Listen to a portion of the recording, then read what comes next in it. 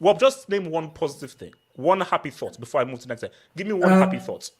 Well, Aubameyang came on at the 5th minute and he came off at the 66th minute.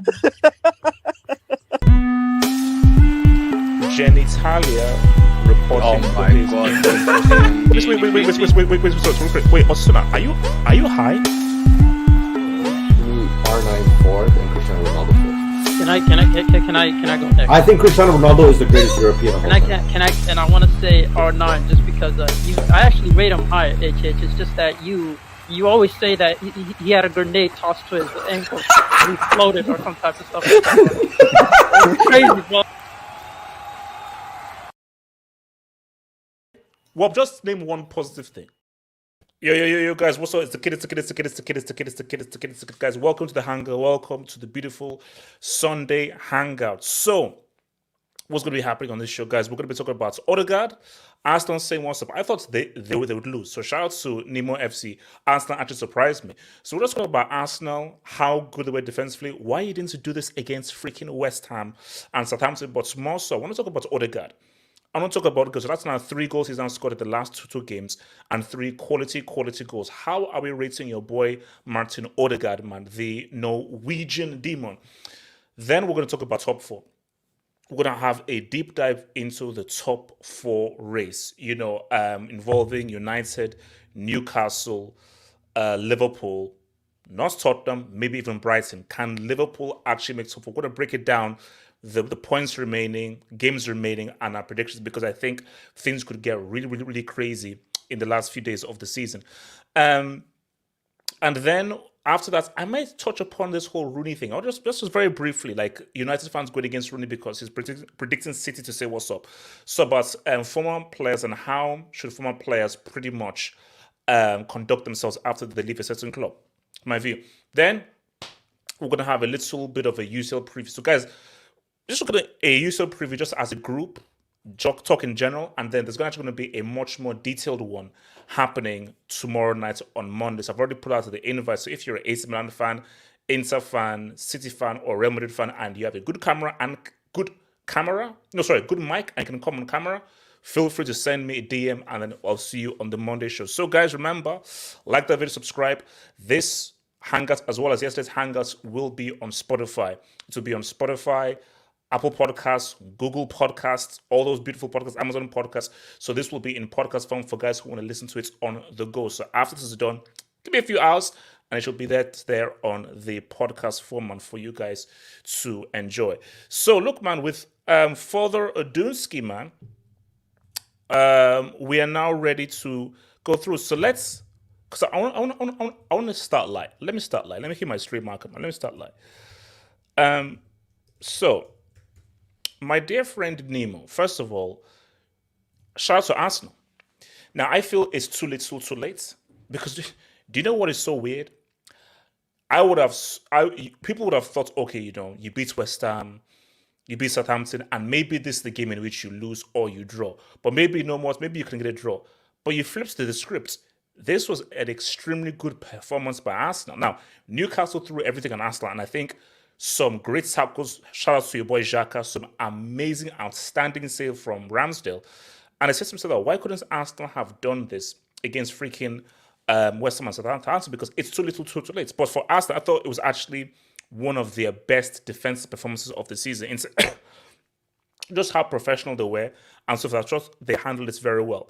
So, Nemo, my question to you is, why couldn't you play like this with this kind of maturity against West Ham and Southampton?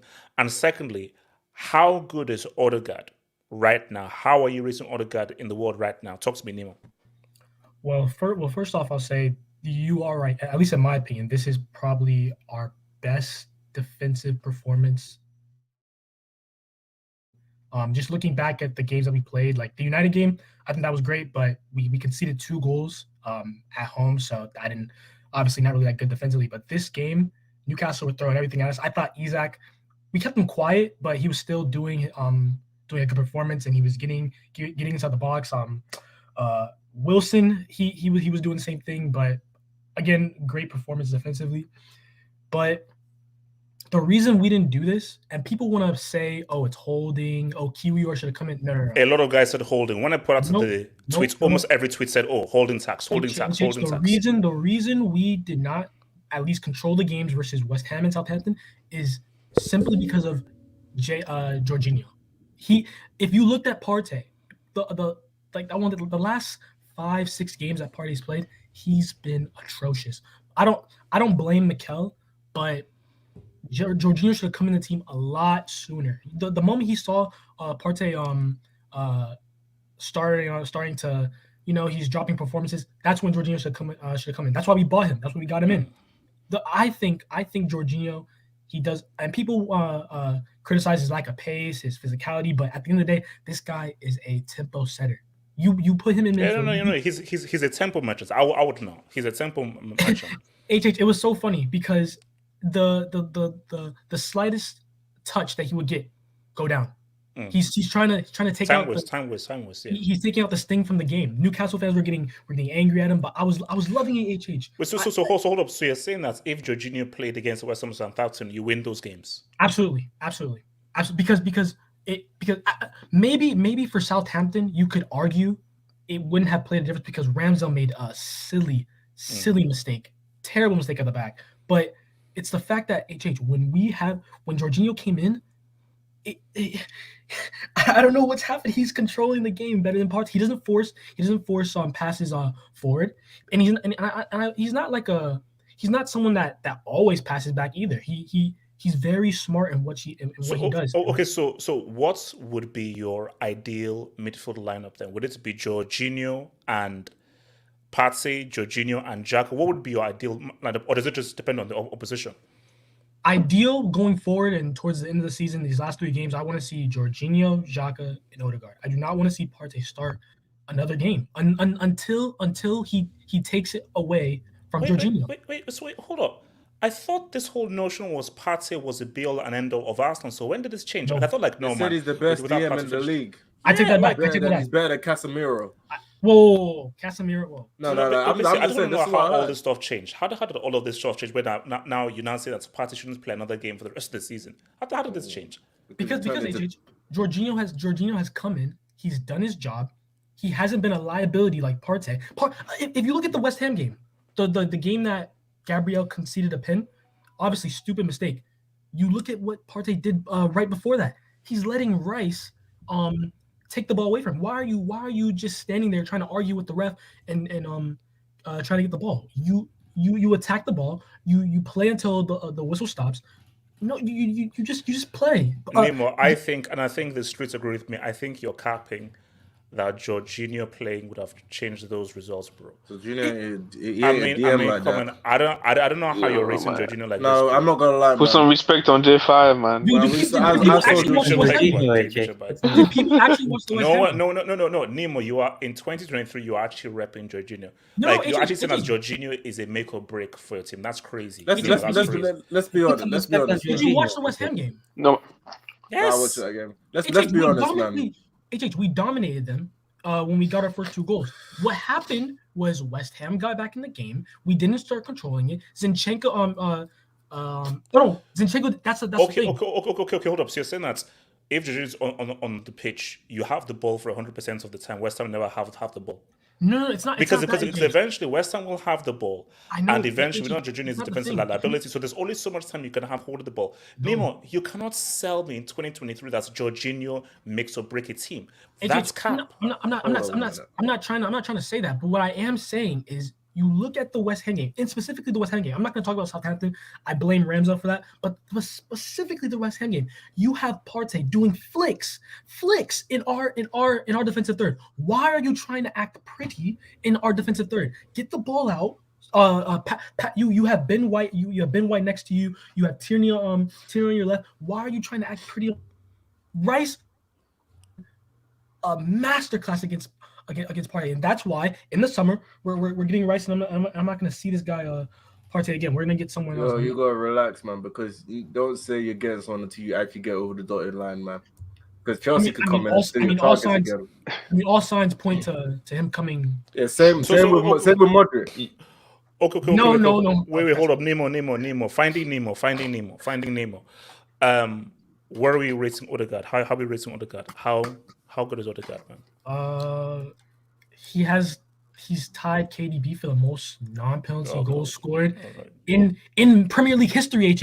Premier League history. We have so basically he's surpassed KDB. What? No. I'm not saying that, but what we have to talk about what he's doing is.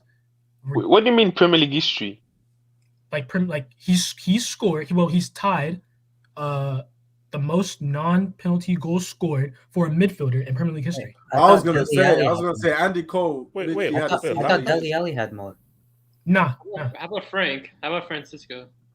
Yeah. What about Francis Lampard? No. Lampard took a lot of penalties. I think that's a Fugazi stat. I don't know. No. Yeah, I don't know. I don't trust that stuff. Streets is capping, man. Streets. I think it's capping. What he's doing is unreal, and he's only I think he's like what do you mean by unreal? What do you mean by unreal? He's really good on 15 goals, HH? 15 goals from midfield. That's so. Man, Dele Alli was doing that at 19. And where's he right now? No, but you talk about but people have done it before. See, that is Blake is making a point.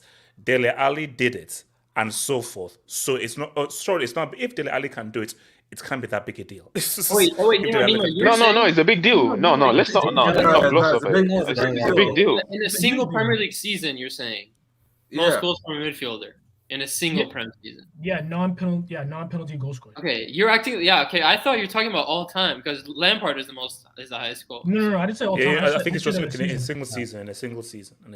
What he's doing is unreal, JT. He's only 24. He's this midfield's not even at its peak right now. Partey's not going to be a long stay in this team. Xhaka is not going to be a long stay. You surround him with two more midfielders, his level or even higher. His potential is unreal. What's his ceiling? I think Real Madrid every single season. Actually, Real Madrid. What? I didn't catch that. What did you say? Real Madrid? What?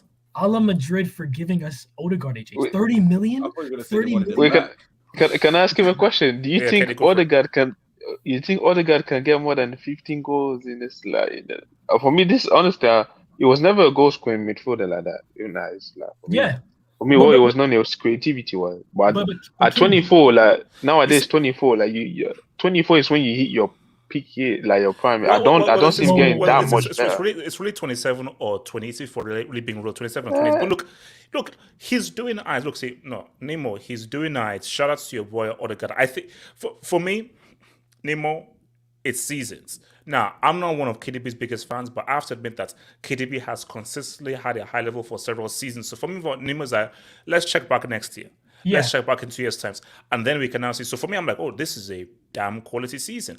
Can you sustain this? Are you a one-season wonder? Because we all thought that when Dele Alli scored all those goals as a midfielder, I was like, my gosh, is this guy that dude? Right now, he's not trying to date Pep Guardiola's daughter, so that's why he's not falling off. So look, let me come to your boy Mike. So Mike, what are you saying about? Sorry, before I go to Mike. So Nemo, are you accepting that the title is over? You've accepted it's over now. That's it. Anything can happen, HH. Anything for can God's happen. sake, can have. Nemo, wait, hold up. So wait, Nemo, so you still believe? HH.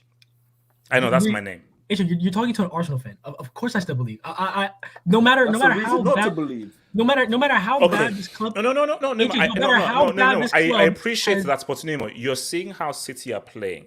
You're seeing the level of which they're playing at, and you're saying that you still believe they'll drop points.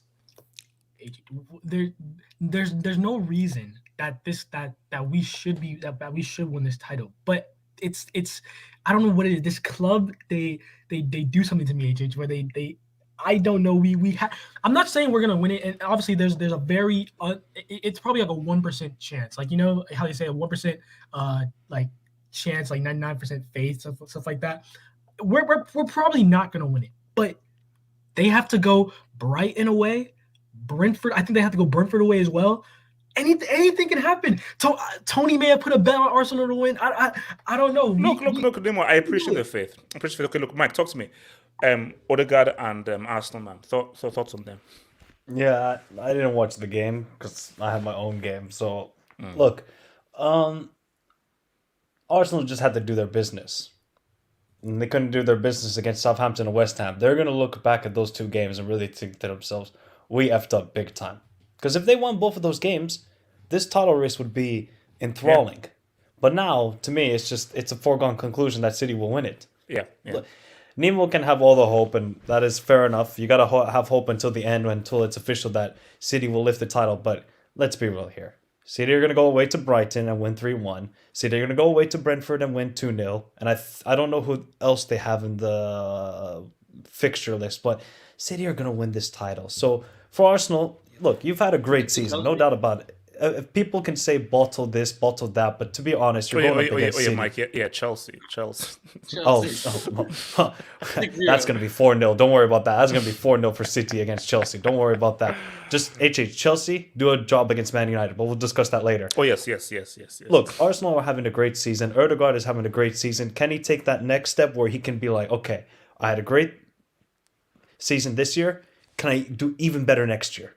Can I drag them out of the big moments? Because to me, yes, he did well today and he got the goal apparently, but I just want to see Odegaard take a bit more initiative in this team. Like Saka has done well in those big moments, late in the game, take the initiative, but I want to see Odegaard do that more. It's good, you do it against the Brentfords, the Fulhams, but maybe in those big games, because like against Man City, I didn't see Odegaard. And I think that's a great point, because I think that's next level is, can you pull through when things are not going well? But pretty much what De Bruyne has done sometimes, and what even Salah does, where your team is not playing well, can you just produce something out of nothing when your team is not playing well? That's a very key trait. And then I think, look, Xhaka has done very well this season, but they need to get another midfielder. They need to get a Caicedo or a Declan Rice. Now, if Arsenal can get that sort of player, hey, they might be back into a title race next season because they need help. Clearly, I tried telling you people the last couple of weeks, Partey he's dog shit.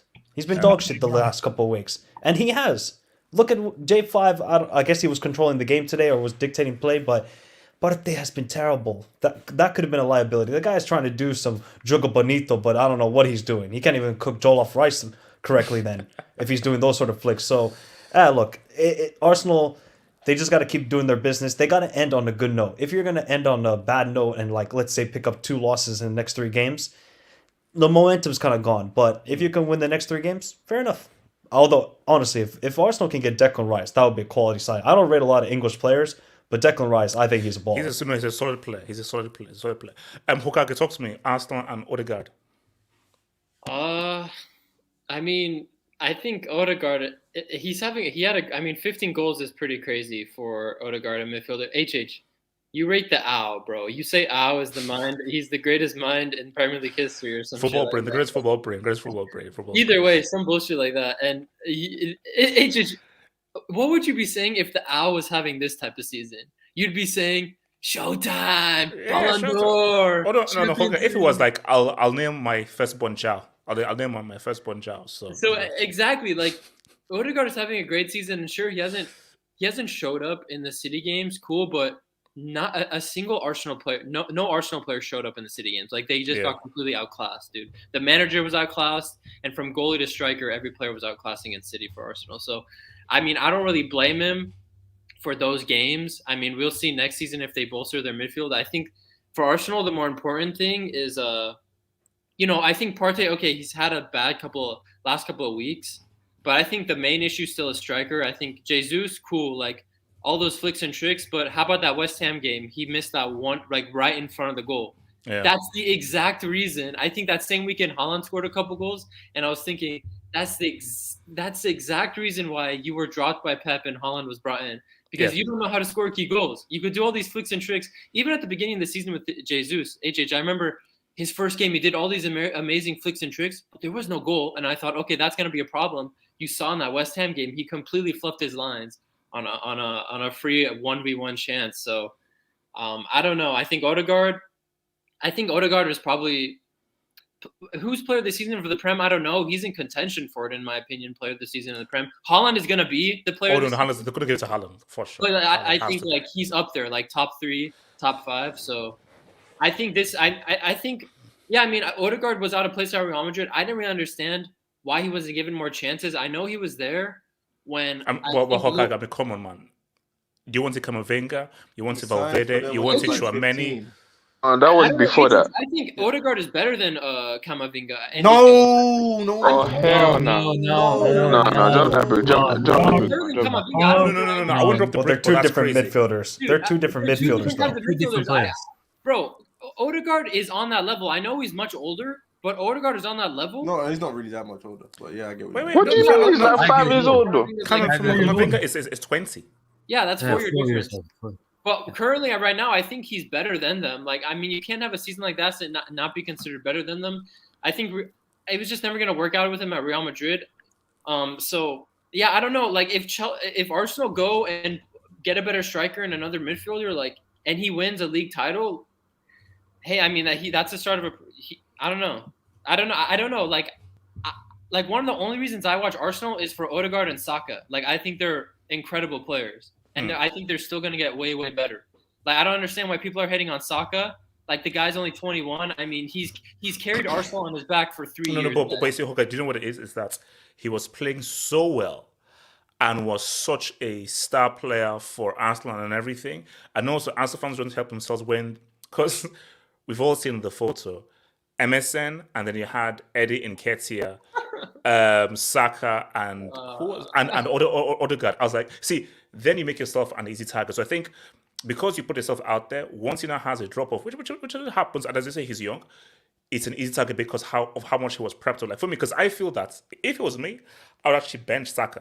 Because I just feel like if he's just going through a tough spell now, and I'll just put in someone different, like puts in like a trusted. And I think what has not worked well for Arsenal is their key players have dropped off at the wrong time of the season because they've hinged on Odegaard and Saka really being the guys, the difference makers. And in those big games, Odegaard and Saka, they've just not said what's up. So, you know. And I think Martinelli's on 15 goals too, right? So, I mean, oh, wow. Isn't he on 15 goals? That's pretty good. Yeah, 15.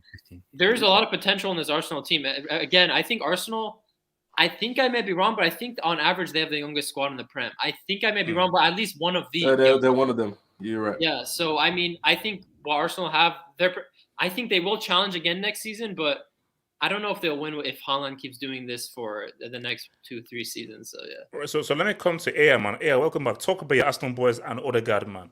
Do you still believe in Arsenal's title hopes? AR, travel agents, hello, are you there? Okay, so who else wants to pop off in this? Arsenal and Can I speak on? AK, talk to me, bro. On the Newcastle thing, I was more impressed by the midfield rather than the defense of Arsenal. I thought Newcastle's midfield with Bruno G and Joe Linton didn't really do much.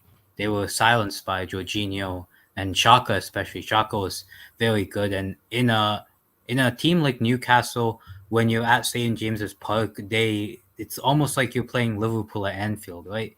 Not that level, but it's very similar to that like type of atmosphere where everything's against you. Physically, they're dominant, and the crowd is like a 12th man.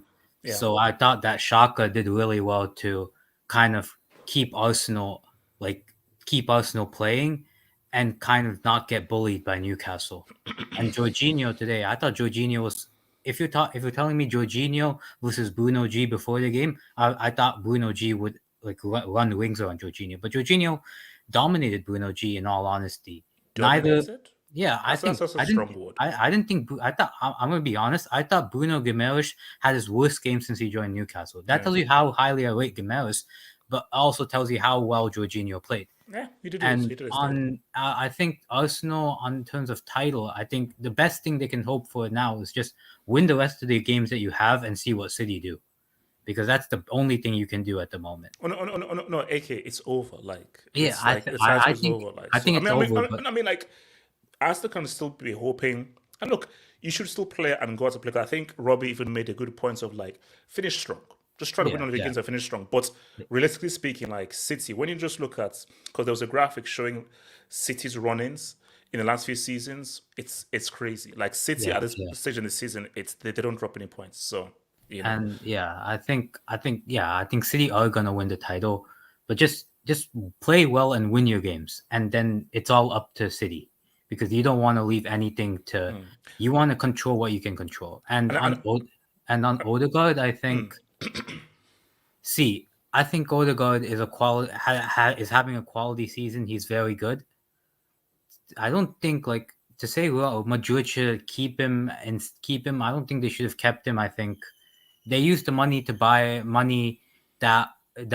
money to buy Camavinga. So I would say it's a good deal for Madrid. I think. Was Odegaard gonna get in ahead of Modric?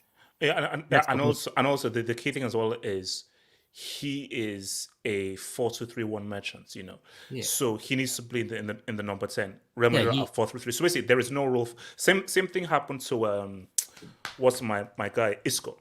There's just no rule for him in how Real Madrid plays. So. Yeah, I think. The thing is, Odegaard is they're both two different midfielders. Camavinga, his versatility helps him because he can play in various different positions. That's the key thing. Odegaard, it's just he is a player who needs that number 10 area, number 10 / number 8 area, and you're not going to bench Modric at Madrid. Let's keep it real. We're not benching him. So I think it was a good move for him and a good move for Madrid, and I think he is shining in this Arsenal team. But I want to ask. Well, I don't know why, but I think people, and this might sound harsh, I think people are underrating Martinelli's season, overhyping Saka's season. I think Martinelli, as a player for me, maybe Saka gets the more GA, but if there was a most threatening player for Arsenal, I'd say Martinelli, because every time he gets on the ball, he's threatening, he's direct, he's at you. And I think the second goal today, it was his doing. It was the fact that he was able to carry and threaten Newcastle. But AK, we have to look at the whole picture here. Martinelli had a really bad patch. A really bad patch where he was not playing well. So I think they both have bad patches, but I think it's almost like recency bias. Saka is out of form. For the past few months, he's out of form. Yeah. But for the best part of the season, Saka was Arsenal's. Him and Odegaard were their most dangerous players. So you can't forget just how crucial Saka was for. Well, literally, this guy was super crucial. It's just he's just been so bad in the last few games, and it's like you've picked the worst time to be bad. Saka, Can I tell AK something? Yeah. AK, when Jesus was out injured, and we had to play with Eddie, Martinelli and Eddie did not work at all. I think Eddie only made 7-8 passes between the two throughout that entire spell. Yeah. And so people were saying, "Oh, you gotta drop Eddie. There's not working well." Saka was still playing good. People were saying that Martinelli relies on Jesus to drift out wide, because Martinelli for the most part he plays down the middle. Like in games, he's mostly a striker in our team. He just starts off on the left, and so he likes to interchange. Yeah. So I think for me, I rate Saka more better, but I do think Martinelli's definitely being underlooked. Just no. Everyone, I was one of the guys who was like, no, this Martinelli guy. Like, I was even one of the dudes pushing that. I think he has a shot to actually start in the Brazil national team. That's how much I was rating. I said, no, this guy can actually start in the Brazil national team, because I think this guy can see what's up. But over who, HH? Richarlison. Nah. He's not a striker. He's not a striker over Richarlison. He's not a striker. No, Nemo, I can start over Richarlison, but fine, he's not a striker. He doesn't score. Richarlison doesn't score. Here's me, Vinny's undroppable. Core quality, but Vinny doesn't play well for Brazil. So, but I think that Martinelli. What do you mean? What? He played all right at the World Cup. He doesn't play that well for Brazil, actually. Everybody will tell you that Vinny is much better for Real than he is for Brazil. He is. No, his role is different for Brazil than for Real Madrid as well. No, he plays on the left. But he has less. Brazil than he has less. You don't get the ball as much as let's be real. Right now, Brazil is more around Neymar. Yeah. Look, Razzle, that's a whole different topic. So, okay, let me quickly take some Dubinsky's here, man, and then we'll be moving. Money Mace, HH, Odegaard is man, also HH. The owl is that guy. So, look, here's the thing. You can hit only once. That's his potential goal of the season. If you fully study João Felix's goal against... You can drop the brick. Can I land? No, that's a brick. Don't listen to him, man. Kokage, look at that goal specifically and look at the amounts of psychology that is used. wonder why Did you know in the UNICEF commercial they played that goal? They played that goal in a UNICEF commercial. That's how much of a charity goal it was. All I'm saying though is that when Felix finally, because this is also his first season, once he finally gets his thing going, we're looking at a potential world beater. So all I'm saying though is that hate him now, Kenny. When this guy really pops off, guys will be like, you know what, HH, you are right. I feel like I'm this is HH views. Do not associate HH views with any other Chelsea fan. You know what I'm saying? Zoten but he makes saves. If not, okay, no, I'll come back to this. No, because this is the next topic. Come back to this. Wait. Before you go, I want to say one thing about the Arsenal real quick.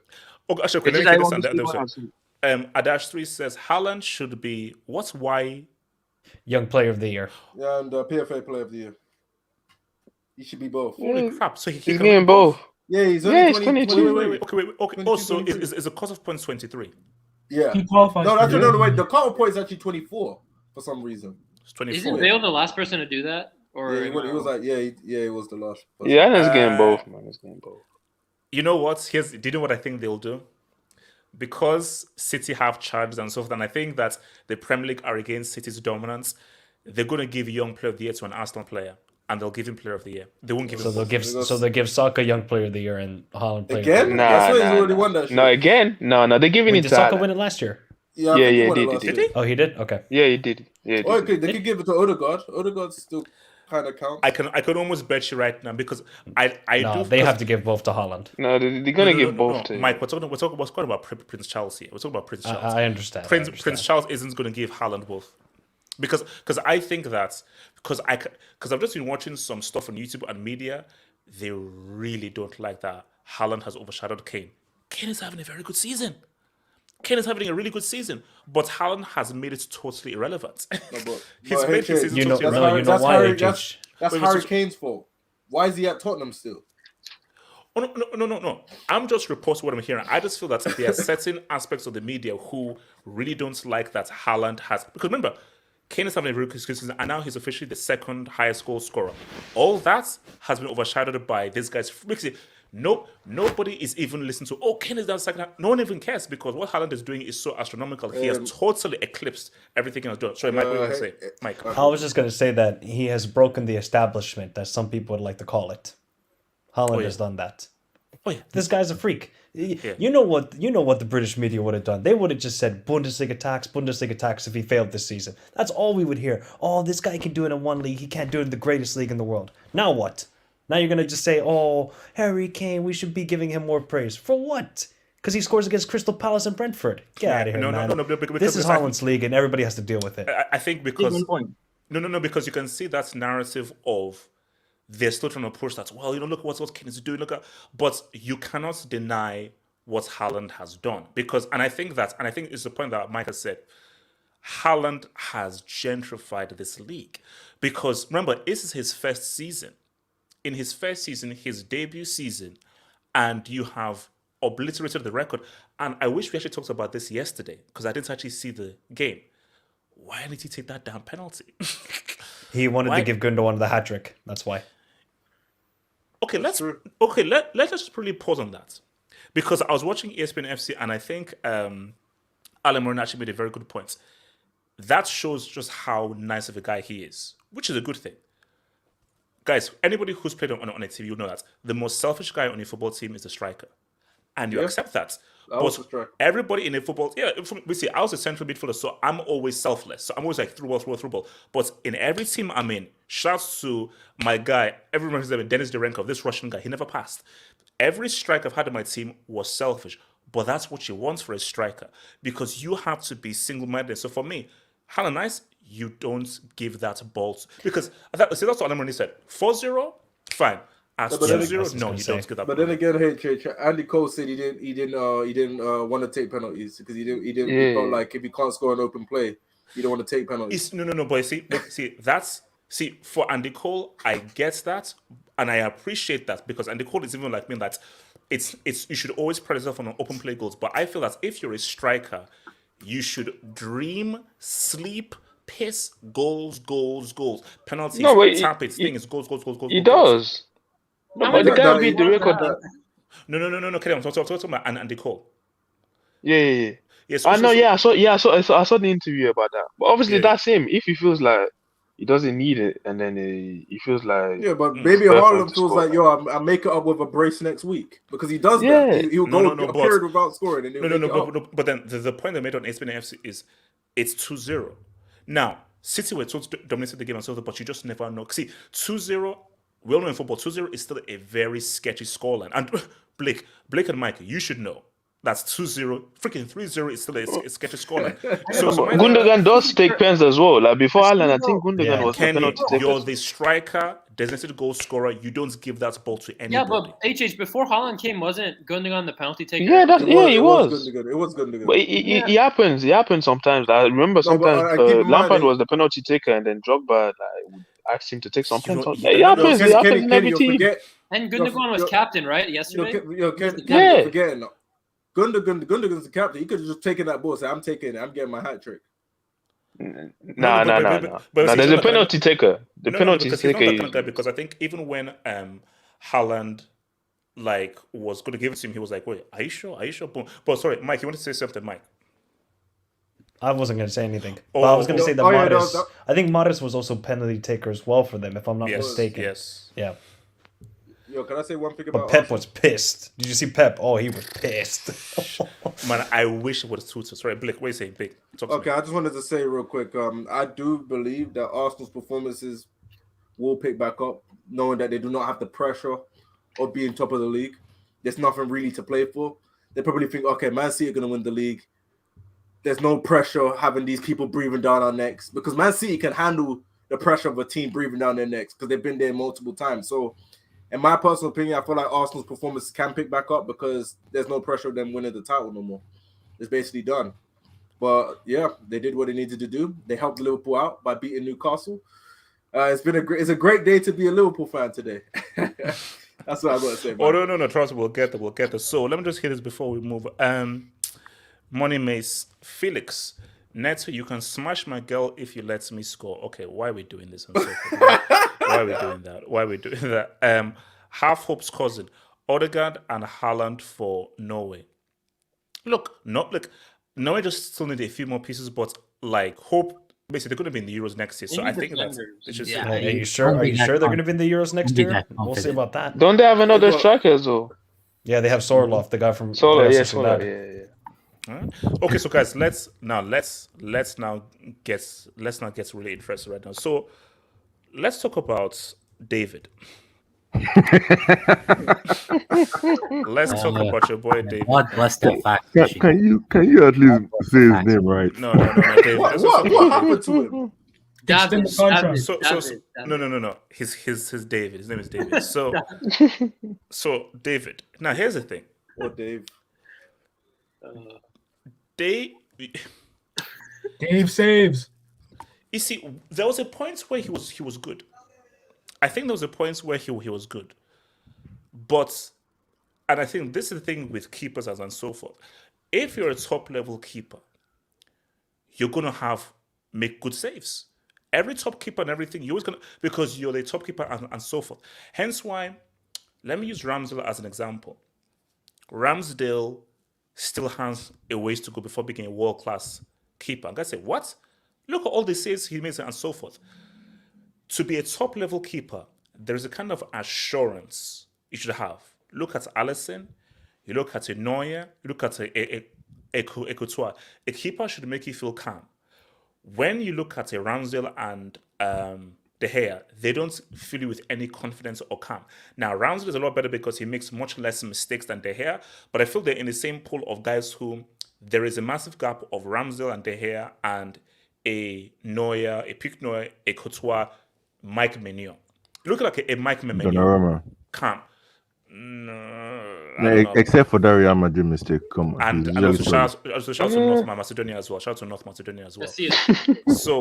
So my thing, see, I think for David, it's too many mistakes, bro. It's too many mistakes, and I think that's ultimately stupid mistakes. It's really stupid mistakes, and I think ultimately David, because is he a brick? Or does he just make a few mistakes? Or is he actually a crap keeper? That's what I want to know. And that's what I want to find out. Is he bad? Or is he a good keeper that just makes a few mistakes, which means that he's not on that higher level? Because I'm like... He's 6 over 10. No, he used to be. No. Can you share my screen? He's 6 over 10. He's 6 over 10. I think the turning point for him was that Portugal-Spain game at the World Cup. I swear ever since then he became like this mistake prone. Yeah, that mistake. Yeah, that Ronaldo show. Ever since then, he's never been the same. Same keeper as he was for United when he came in. He's not moved. He's always he had a peak. No, that's like he had a peak. See, Mike, you see, when I see this like that, so obviously, so Mike, okay, so for guys listening on the podcast, so via Fabreman and Eric Ten Hag, we want David De Gea to stay here at Man United, and we want to extend his contract. We want him to be with us also next season. Negotiations over a new deal advancing in the last month. So United, if we're being real here and so forth, I don't now.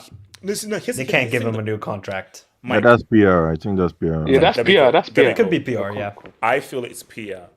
Under fire, lots of abuse, crucial games to come through. This is great managerial move now, because.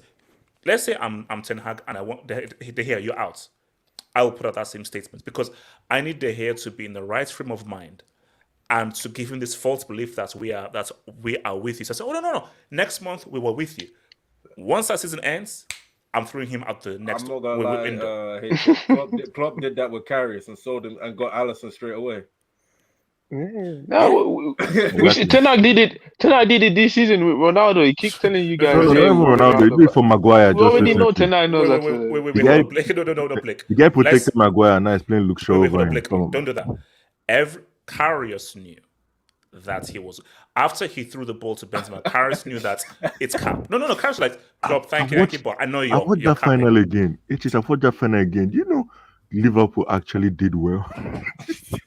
He lost us the game. They did well, bro. It was 3-1. It was a close. Two goalkeeping mistakes, bro. And I feel bad for Liverpool fans, bro. No. But see, no. If we're being fair though, first half was very close. Second half, Real did take over. Specifically, Modric took over in that second half. But I think that's first half. Hence why it's like, man, I still believe Real win regardless. But I'd have liked to see that game if Salah stayed on the pitch. Because that's first half was close. I reckon. No. Even the second half, bro, they didn't have that many chances on targets.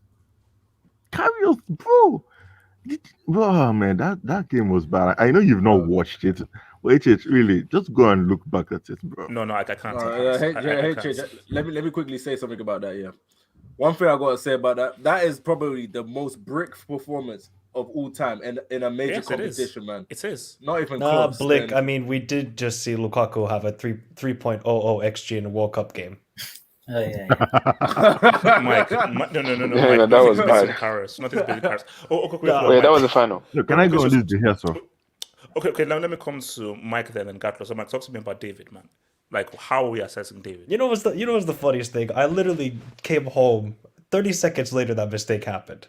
Wow. I like, he has made too many mistakes. If Ten Hag actually gives him a contract, I would be pissed if I was a United fan. What does he deserve? How long has he been at the club now? Over a decade, I think now. He came like 2013, 2012, somewhere around then. Somebody will correct us, but and now I saw him recently, during 8-2 though. That was all I don't know. Like, he's been here for so many years, and you just see the mistakes are creeping up more. And to me, he's not really a Ten Hag player. Ten Hag wants an Onana, somebody who can play from the back, but David De Gea doesn't have any feet. He's been there since he doesn't. 2011. He's a great shot stopper, no doubt about it. Like, De Gea is a great shot stopper, but great shot stopper. He's He's a good shot stopper. But he's not commanding in the air. He isn't. Not great with his feet. And he does have these bozo moments. There is no excuse for that. I mean, Benrahma literally passed the ball to him, and he said, "Okay, I'll push it into the corner." I couldn't believe that winning. So these are the mistakes you can't have if you're United. He did it in a crucial game against Sevilla, twice. You can blame Maguire, but also De Gea has to read the room and say, "Oh, Maguire's there. I can't really pass him the ball in that situation. Let me just kick it away." And then the third goal for Sevilla, and then today against West Ham. Okay, you got how many games left? 4 games left if United. Are you really trusting United? De Gea right now in these next 4 games? Maybe he can have a great game the next match, because he had a great game in the FA Cup semi-final against Brighton, although he didn't save any penalties, and we know this is another thing. When was the last time he actually saved the penalty? Ooh. Against Malik, no, but West Ham. That's another thing. Actually, the noble one. Yeah, the noble one. Yeah, I forgot about that. So if I'm United and Ten Hag, you have to just go into a new direction. I don't know, like, there is some decent goalkeepers out there. Obviously, they're not like De Gea when it comes to shot stopping, but if you're Ten Hag, if you want to play Ten Hag ball, you got to get a new keeper. And for United, look, are we going to talk about United as well, or do you want me to just talk about De Gea? No, this is just De Gea. This is just De Gea? Yeah, look, he just... And if he's going to get like 300k a week again... That's crazy. That's crazy to me. Yeah, you can't be pissed. Somebody was saying, okay, we'll give De Gea a 180k contract and he can be backup goalkeeper. I don't know any goalkeeper in the world that's on 180k and is a backup. Now, Mendy's on 50k a week. Well, he won the Champions League. When Chelsea won the Champions League, wasn't Kepa the backup? He was actually. Good point. Yep, good point. Where was he gonna go? Nowhere. Nobody wanted it. That's a whole different. So Gabriel, talk to me about David, man. Well, this guy, I think is a bozo goalkeeper. Like he makes good saves, but here's the thing about the hair saves, man. There are some saves he makes that are right straight in front of him that he makes it look like a Hollywood save. Like, bro, there are some saves that are just easy, and you see him just jump like a kangaroo, like as if it's hard. Like, because he's actually a decent goalkeeper, and there are times he has saved United. But you see, United had to be really shit because De Gea was like, I think their player of the month for 4 games in a row or something. I think it was even their player of the year because that's how shit the defense was, and he was facing so many shots. But the thing about De Gea is, I know he has won the Premier League because he was here under Fergie. How many managers has that guy had?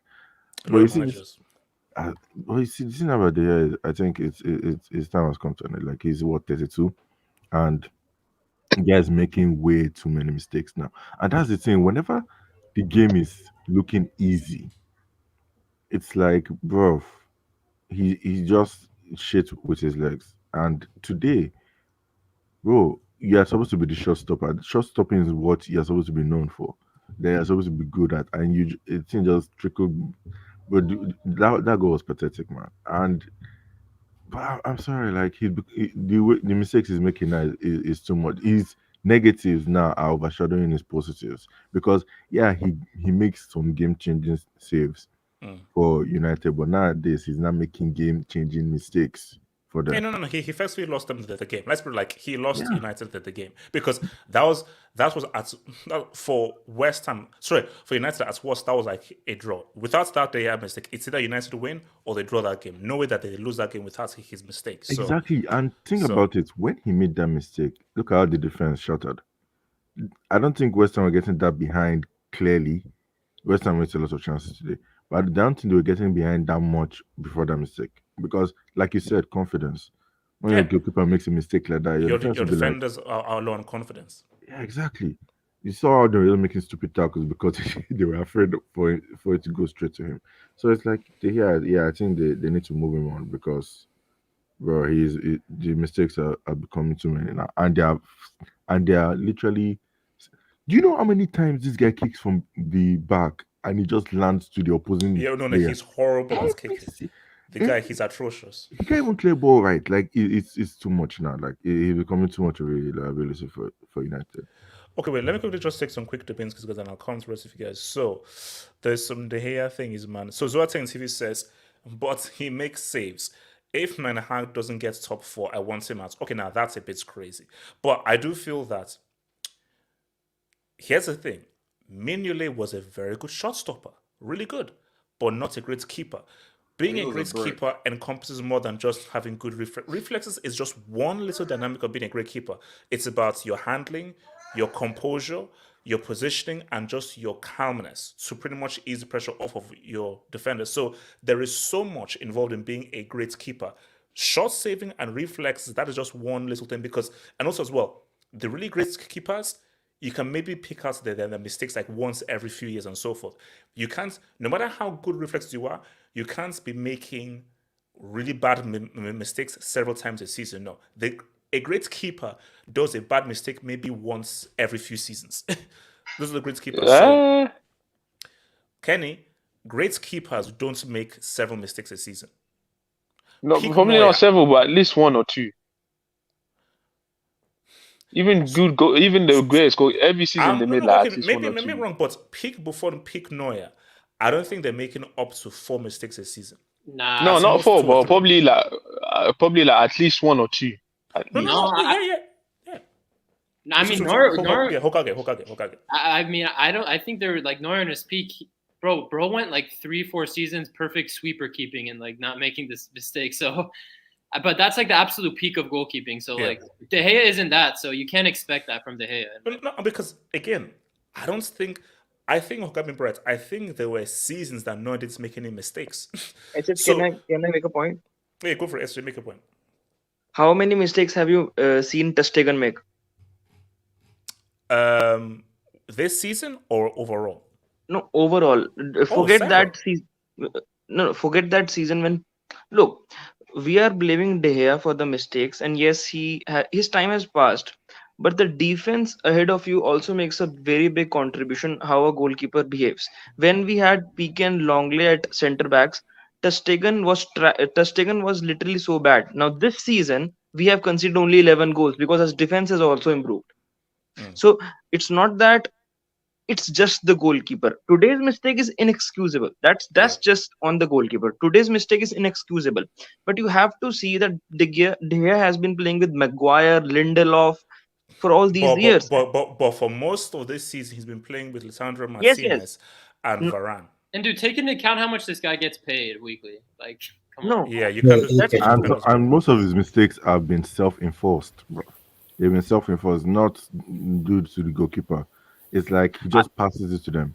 But there was a time, I think you are wait. You are saying that Ter Stegen has made several mistakes, but there was a time in 2017-18 when even the German media were saying that Ter Stegen should take Neuer's place in the German national team. Yeah, because that was because Neuer was coming back from like 1 year layoff because of a broken foot. So. Yeah, and he was trash during that season. Wait, hold on. So, David C. Too many De Gea loyalists in our fan base telling me, but Ten Hag says he rates him. Ten Hag rated Ronaldo, and this situation's causing a divide like his. No, I don't know. Ten Hag, again, that was all PR. For me, I really believe that statement that Ten Hag put out, like trying to cap for your boy De Gea, bro, he's just capping. He's just doing that for a laugh. I don't think he really means that, So, because I will be shocked if they truly give De Gea a new contract. That would be crazy. Because I think, specifically after this mistake, he's going to bounce. David C. again, man. De Gea said he'd take a pay cut to stay, but will still earn more than CL and Premier League title winning Alisson. Imagine being fourth choice to Kepa in Spain. Wow. So De Gea gets paid more than Alisson? Of course. To be fair, the highest paid player in the league. To be fair, he has been there for a long time. That's the reason why they keep. How is David getting paid more than Alisson? $50K a week. No, because we know already Liverpool they don't pay players like that already. And exactly, man. Remember they had to pay Salah by cutting off money. Salah's on free. Oh man, look, that's crazy. So shout out to boy at -3. Haaland. Oh yeah. So we've already had that. Yeah. So David C. With David De Gea, we are using a chariot as for an F1 race. Man, no. I do think that United fans have finally turned on him, bro. He's a TikToker making saves for social media. I think Gatlock makes an interesting point. You see, sometimes whenever a keeper does a Hollywood save, like, oh wow, that's amazing. But you look at it again and you're like, that's straight the same. Do you know whenever a keeper makes a really good save, if it's fingertip? Now, the thing about fingertip is weird. A fingertip save is always a great save, but if your positioning is good, you shouldn't have to make a fingertip save. So when you look at like a Neuer and another really good guy, David Seaman, they really had to make fingertip saves because their positioning and the anticipation was so good, so they were in the right place at the right time. So it's almost like, when defenders, if you're making last-ditch tackles, cool, but if you're good enough, you didn't have to make those last-ditch tackles. But I think Gadlock makes a good point that this system look like Hollywood saves. Look at them again. Was the attacker, did they put it in the corner or did they just shoot it straight at the dude? If it's straight at you, unless you're Casper the Ghost, of course you should freaking save it. Shout out to Joshua Ajekuko. De Gea, okay, De Gea minimum class A, please, shocking. I'm going to give him class B. I think class B, and then we'll look for it to review. But I think he. Can I ask a question about De Gea? Do you think after you? HH, on your saving thing, you forget that the only reason he makes those reflex saves is because of his own. He kicks the ball and the ball lands in the opponent. Ball goes to the opponent. No, exactly. Not all the time. Not all the time. Well, yeah, he gives the ball away too much. Most of the time. No. Bro, sometimes, yeah, but a lot of the times, because Maguire and Alfred is playing, he's forced to make those. Like, I remember a game Maguire was playing that the United defense was so trash. De Gea pretty much won the game for United because he made like 4 or 5 amazing saves because the defense was so bad. So you have to forget that during the years where Maguire was the starting defender and so forth, United were getting passed through completely. So he had to make all those freaking saves. So, Jay Jokin, if these bombs bottle top 4 are a permanent Real, Jay Jokin, I'll come back. No. AJ, have you noticed something? Wait. Hold on. So AJ, at this point this year, Manu was 20 points above Liverpool. AJ, point. Let me come back to this because of the next point. So, Gatlock, you want to make a point on this and we move. Yeah. Have you noticed when you were reading super chats, Jay Jokin, David T? Yeah, they have something logos, in common. Yeah, not just logos. that. Have you seen Splash Net? Or well, he's not really called Splash Net anymore in the chat.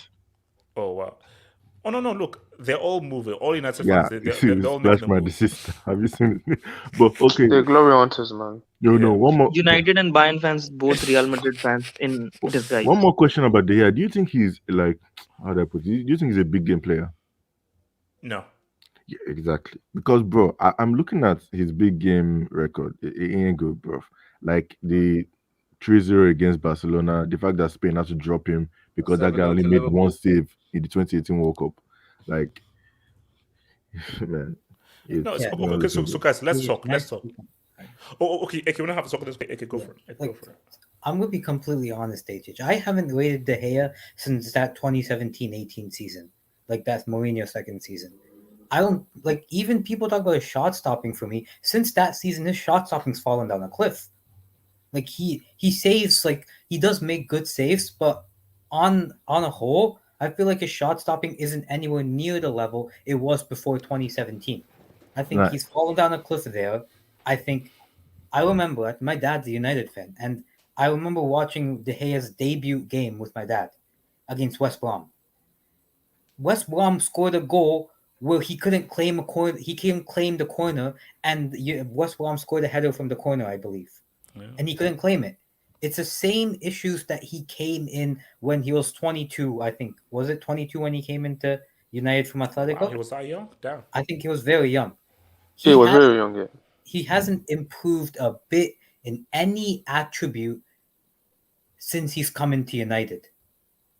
And that's the reason why I don't understand why they keep extending this guy.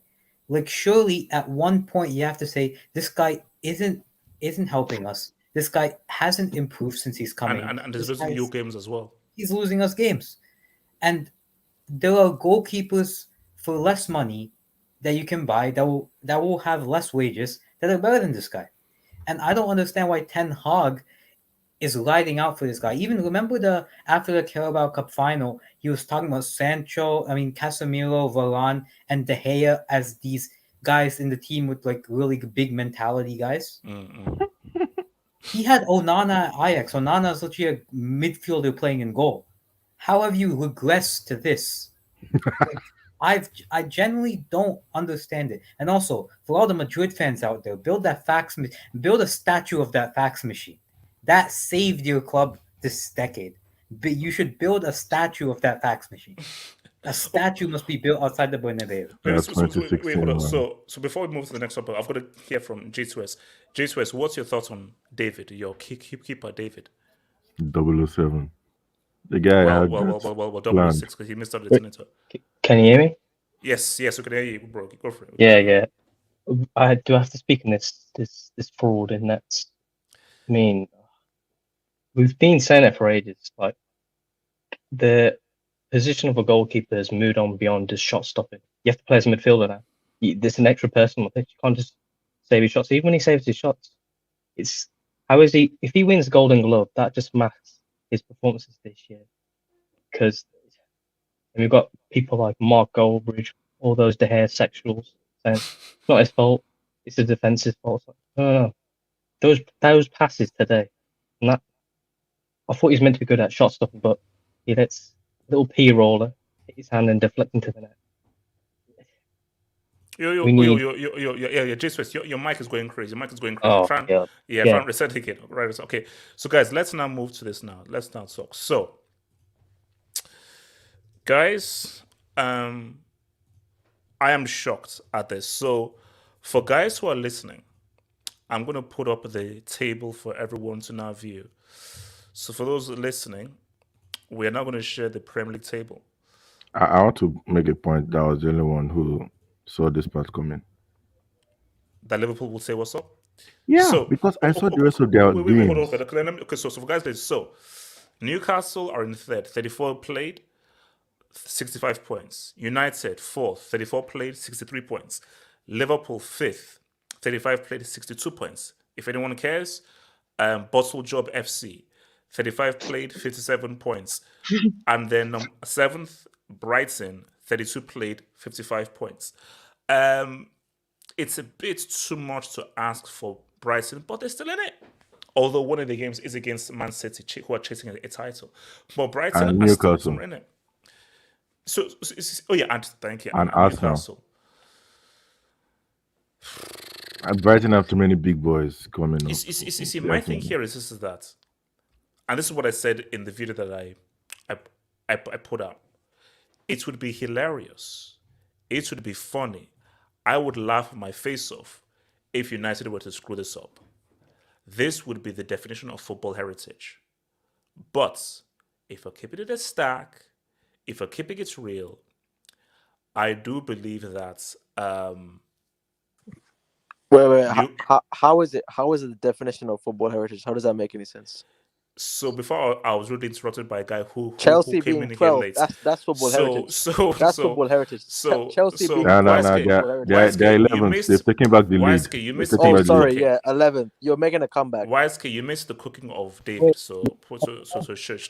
So, looking at this, I feel that if we're keeping it a stack, I see Newcastle dropping out. And I feel Liverpool make it at the expense of Newcastle. Although I have my eye on Brighton. Now, guys, what do I want? You all know what I want. I want an end of a season dub. United, all I need from you is to beat City. Beyond that, I don't care about you. I've never cared about you, and I don't want to care about you. All I need from you is to beat Pep in our final, which you know that you'll screw up, as you're screwing up right now. So that's all I need from you guys. But apart from that, bro, United never gets off. That's football heritage. That would be amazing. That's a party. We'll pop bottles, but I feel United eventually will. But let's just look at these games. You see, now, Newcastle. So Newcastle have Leeds away, Brighton at home, Leicester at home, and then Chelsea away. United, Wolves at home, Bournemouth away, Chelsea at home, Fulham at home.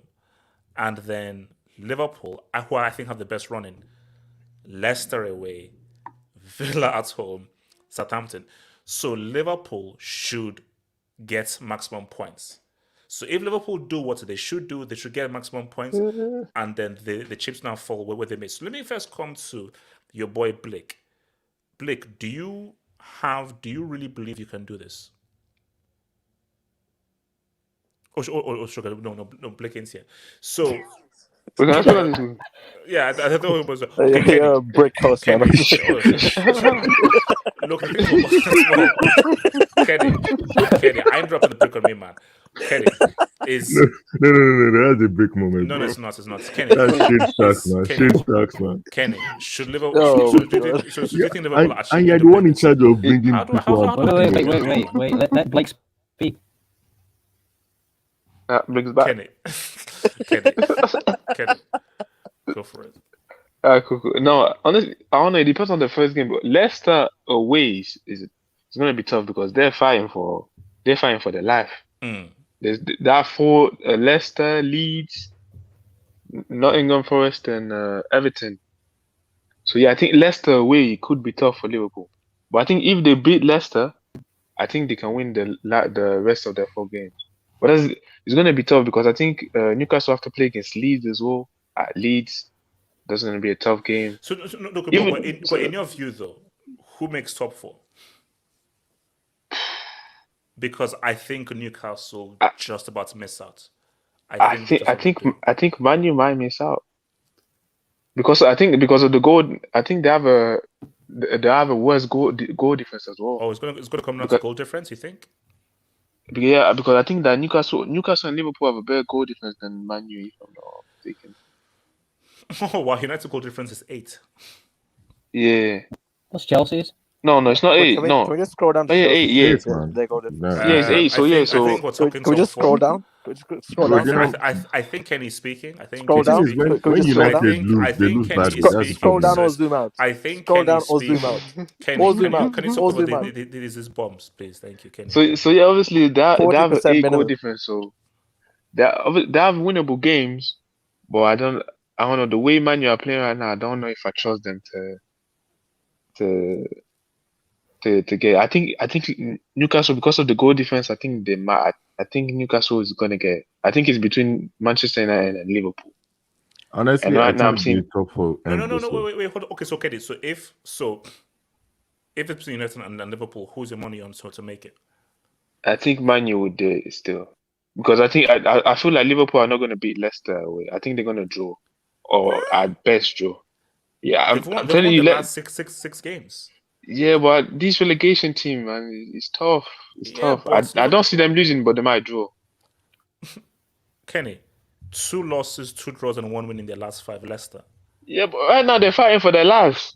So And it's Liverpool are tough fighting to for go top there. 4. No. But Yeah, okay. but No, Kenny, don't. Can I do go that. on this quickly? And I'll come to you. Gotta say, Kenny, don't do that. Yes, you can see, Kenny. You're assuming that fighting for a survival in the EPL outweighs you fighting to get into the Champions League with the money and income that brings.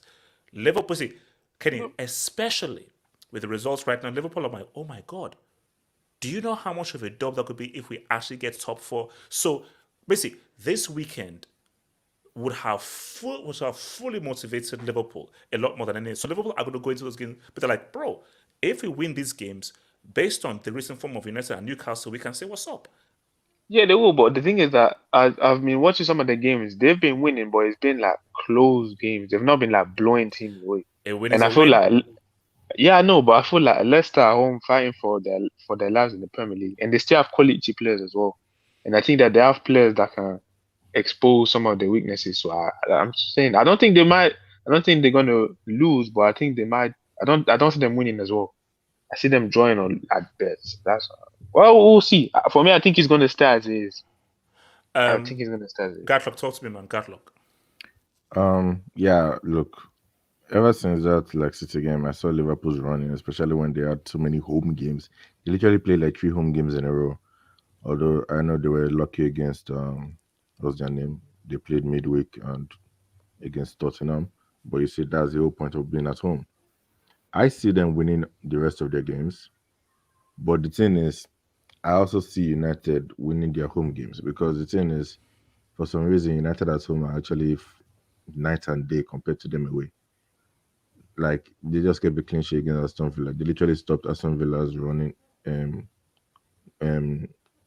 winning run True. kind of stuff. That's fair. So at home they are very good.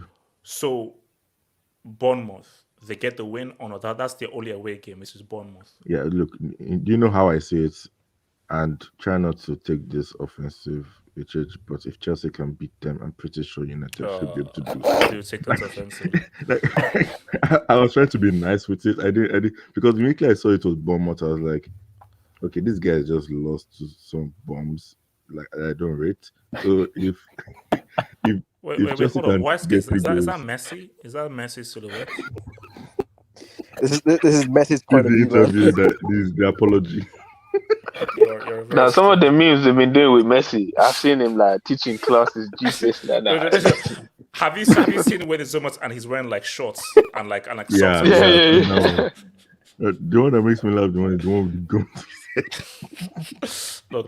People are weird about it. You know, it says that if they put a nuclear warhead to your eye. Yeah. No. That's exactly what I mean. But anyway, yeah. What was I saying?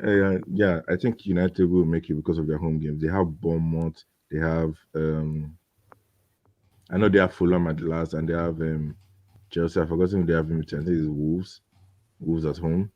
And now, so basically Wolves home, Bournemouth away, Chelsea and Fulham at home. Yeah, and the good news for United, I think this is the first time since they came back from the World Cup that they've had a whole week to themselves. They've been playing every 3 days, so maybe that will even freshen them up. Because let's be honest, United have been playing. We've watched a lot of United because they've been playing midweek weekend. So maybe that could help them, man. And yeah, I think they should still make top four because it's still in their hands. Yeah. That's the thing. And as for Liverpool, I just think it's a little too late. However, if Newcastle bottle it, I'll honestly be shocked because I really thought these guys will make top four. But I think if the top four, we all know Arsenal and City are going to make it. I think if top four, if there's going to be any change, it might actually be Newcastle, not United. But if United bottle it, that would be shocking. So okay, if you're to place the bets, who is third and fourth? You know, before I would have said Newcastle third, United fourth. But now I'm starting to think maybe United third, Newcastle fourth. Oh, so Liverpool don't make it? I think it's a little too late, honestly. Unless, I mean, what are Newcastle's remaining games? I really don't know that one. So Newcastle have Leeds away, Brighton at home, Leicester at home, Chelsea away, and then Chelsea away. I mean, Chelsea away is not really a big deal. The one I'm looking at is I know everyone wants to crap at Chelsea and so forth, but if this goes to the last day, Chelsea don't have anything to play for. Literally nothing to play for. And all the pressure will be on Newcastle. So can Newcastle, under a lot of pressure, last day of the season, go and get results against a team who is just vibes? They might already have top four score building because they only need 2 wins because their goal difference is better than Liverpool's as well. Yeah, but here's my thing though. I don't think they beat Brighton. Exactly. I think Big Sam gets like a draw at home. I think they beat Leicester that at Leeds home. game is not going to be easy. It's not going to be easy. Yeah, like that Leeds game, Big Sam. Yeah, I don't see them beating Leeds. I think they're beating Leicester. I don't see them beating Leeds or Brighton. What kind of pressure would they have? Leeds is easy, but Leicester is not. Leeds is soft, but Leicester is easy. Bro, Leeds home. That's why. Leicester Chelsea. Is home. It's Chelsea. It's Chelsea at the brothel, man. There's no pressure there. When was the last time Chelsea won at home? What? Guys, Felix is cooking, man. JQS, when was the last time they won a game? Felix? Yesterday. Yesterday. They won yesterday. Did they win? Yeah. All right. Okay. No. So whoever is keeping notes, enter the brick door running, man. Welcome to the brick door running, bro. Welcome, bro. Still ahead. You know. This guy said welcome like he's like 50 bricks ahead of me. Like what the hell? You know, we said that referees are not supposed to be biased. You know, you should have gotten a brick in the past. Godlock, keep note of the bricks that this guy is on, okay? Please. He's on 1 brick right now. A few more bricks are coming. Don't worry, man. I'll be reffing the way. So, what's it called? Guled, top four. Who's making this top four in your view? It's gonna be tough, HH, to be honest with you. But if I go in terms of DNA and in terms of the team that we know that always has a good push in the last 10 games, I think probably Liverpool can make it. I think the surprise package could actually be Newcastle, because we know Tottenham bought it, and if it wasn't for Conte last season, they wouldn't have been finishing in the top four. So I would actually think it's going to be a race between Man United and Newcastle for the fourth position.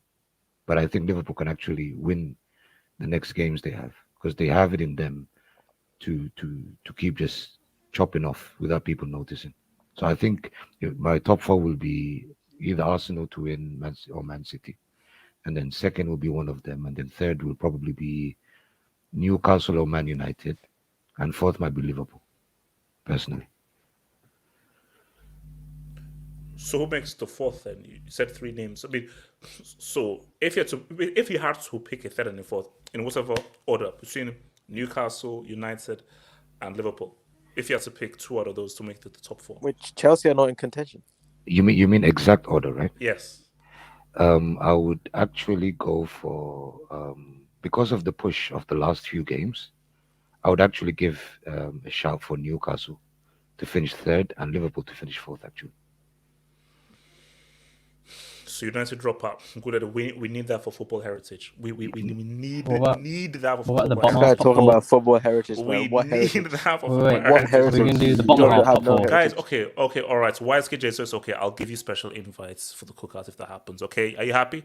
Are you happy? I'll give you special invites. No, I don't know why you're giving me an invite. Okay, Cooking in the I'll give bottom that special half. invite. I'm chilling in Madrid. one man. question I to don't do know why left. you're No, hold on. YSK and Jesus, if you fail to make top four, this will surpass Chelsea's Yeah, postseason. and if you That's fail a to win the fact. bottom half of the league, That's we're gonna a have a fact. conversation. If you fail to make Bro, top yeah, four, it will exactly. Yeah, surpass make, Chelsea's make season. sure you Elijah, top can you the grab the bottom mic? half of the league. Top the Elijah, bottom can half you of the Hold league. on. over I'll this try to right Gula now? the Top the bottom question. half of the league. Elijah, Yo. are you there, bro? Yeah, talk to me. Are you getting top four? It has opened up for you, man. Is someone eating? Yeah, that man. Really for Elijah, this Bro, Elijah, whoever that is, stop. not even the Lord can help you. Can hear you right Whoa, now. bro, Hey, allow yo, it. All what the right, hell, all man? right, Relax, okay. man. Yeah, Stop, Elijah, stop that's giving crazy. oral Okay, of your mic, man. Allow it. What is Yeah. going She on? got him. Oh Yeah. no.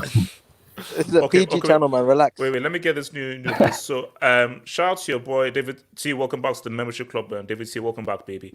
Albert Cardenias. Oh, okay. Can't wait for CR7 to return with Newcastle. That's a way to regress your progression, man. Like, What, as a trainer? Yeah. Wait, hold up. Are Newcastle getting Nene? No, I no, swear you're not they getting were Nene. bro. Nene.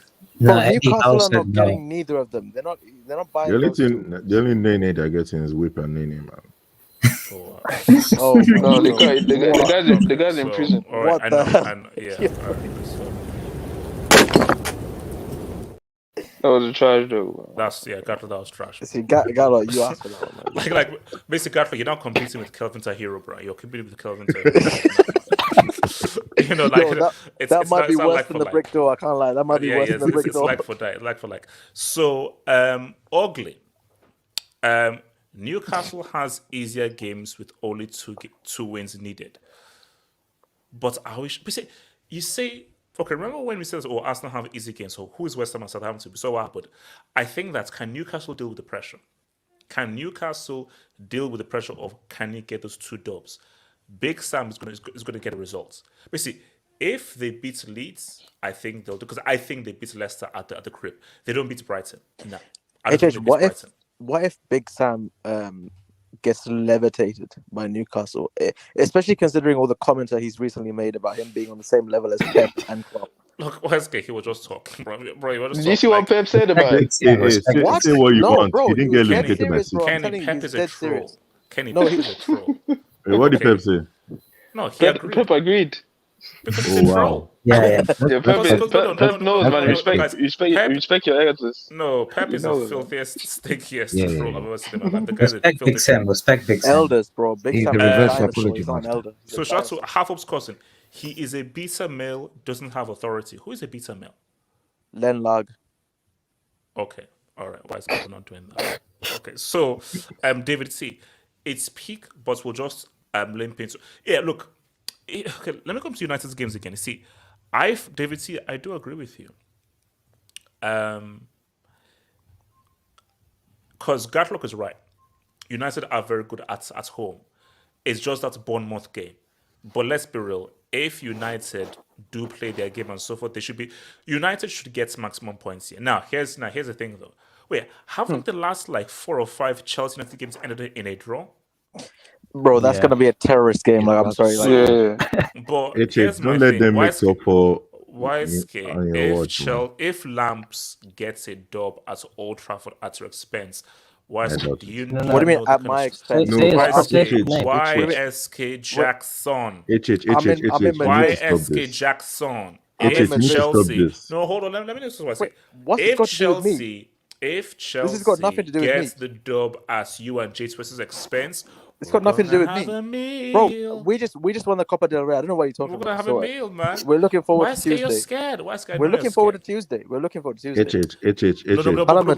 sorry, but David, I agree with you. I do think United do, because I think United. Okay, put it this way: they beat Wolves, they beat Bournemouth.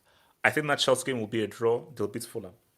So I think that will be a win. The Chelsea game will be a win to United. Calm down. Why, you don't have faith in Francis? Do you have faith in Francis? Oh, you have faith in Francis.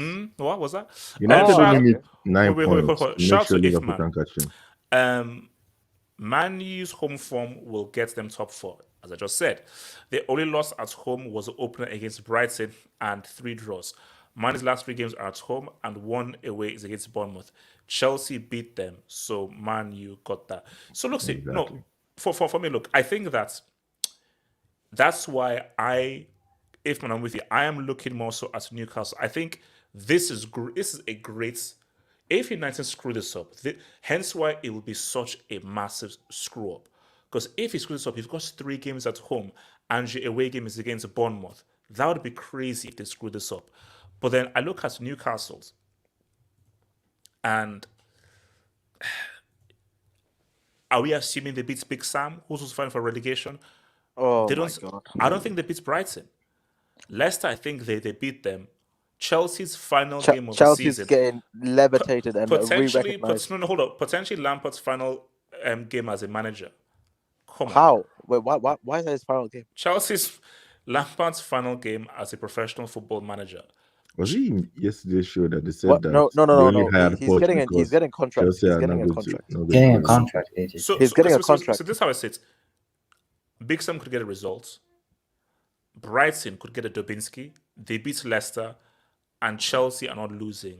Bro, That's last game of the season. Samuel is not doing anything against Guys, this Newcastle side. I Sorry. think that Liverpool gets at the expense of Newcastle, personally speaking. Okay, Wisky, who do you believe gets top 4 then? Talk to me. Again, another disgusting performance by my parent club.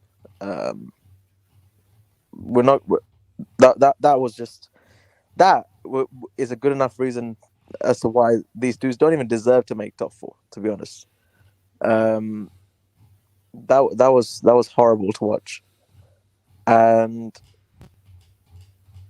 Len Ladd's got to really look at himself. If top 4 is if he loses top 4, especially to a Liverpool side who was battling with Chelsea for 10th and 11th spots. There was a point when we were having a mid-off. No. We called that. Remember, that's first Liverpool game at Anfield. It was the midday mid-off. The midday mid-off. Yeah, I know. So and it lived up to expectation. 0-0. Shut up. So No. Do you know what happened? One team spent like 300 and something million, and they improved. Oh wait. YSK, please continue. So that was the midday mid-off was a thing, and at that point, I think United was at least something close to 15 points ahead of these dudes, and to think, I mean, I think personally, I think they'll scrape top 4. I think Liverpool,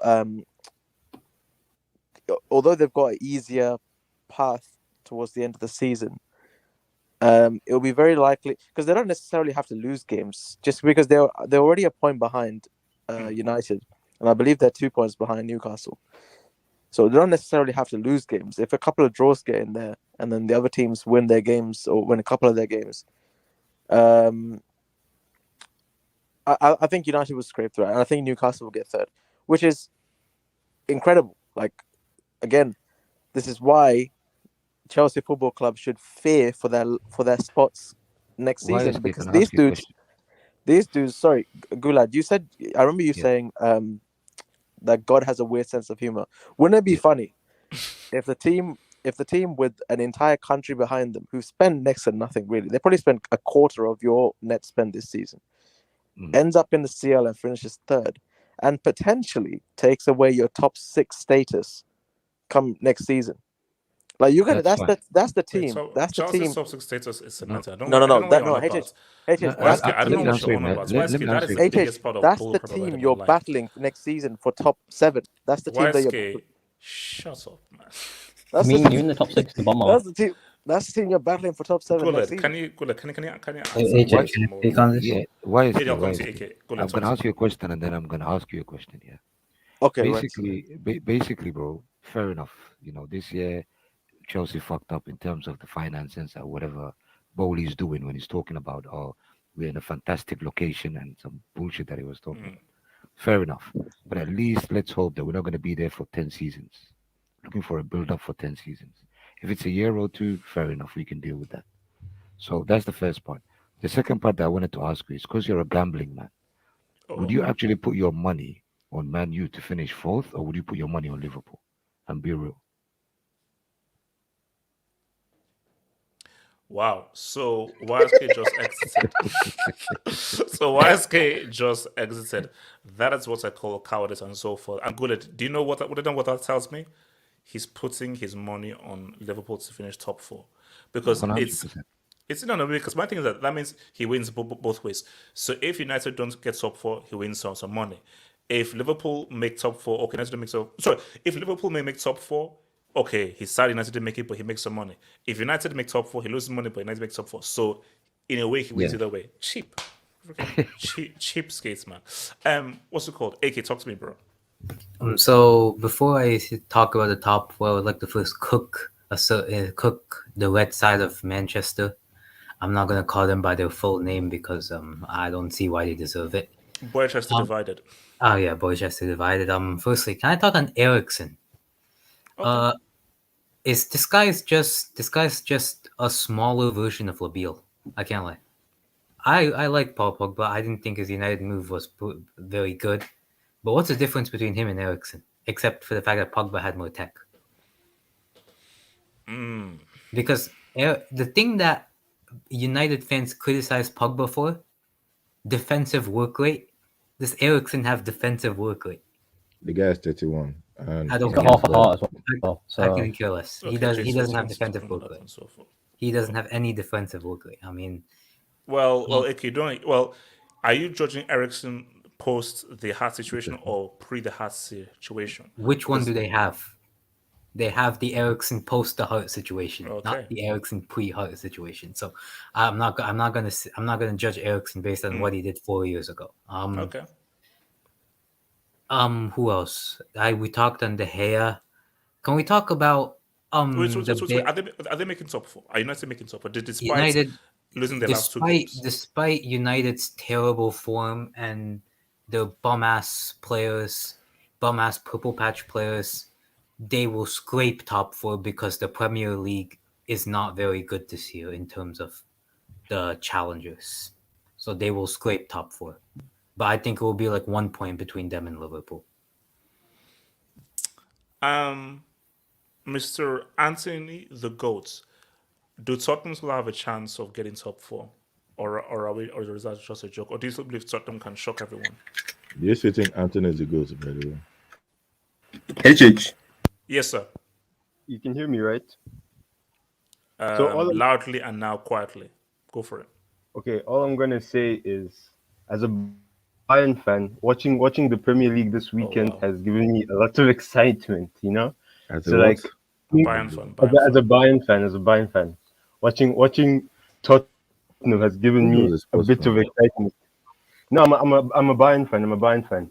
Like I think We had to- we won this had to week keep 2-1. up, man. We won this week. I'm out on loan anyway. We won this week 2-1, and seeing Tottenham win 1-0, they have a chance. They have a chance. They have a chance. And Anthony, do you know how yeah. many times you said I'm a Bayern fan? Are you convincing us or are you convincing yourself? I'm a Bayern fan. I know. Mia It's both. Samia, guys. Mia Samia.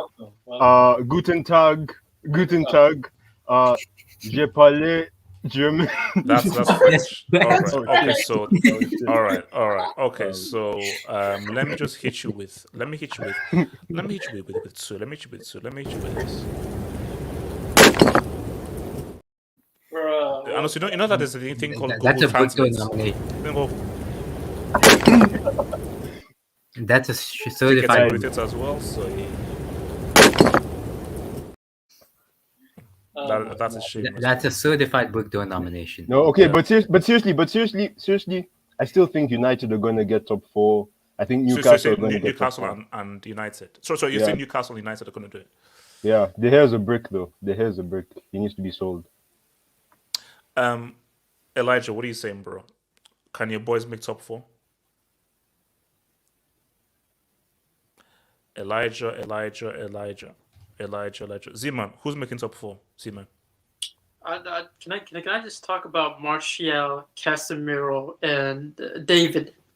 I want to talk about those three. Z-Man, why are you ignoring specifically. Rashford?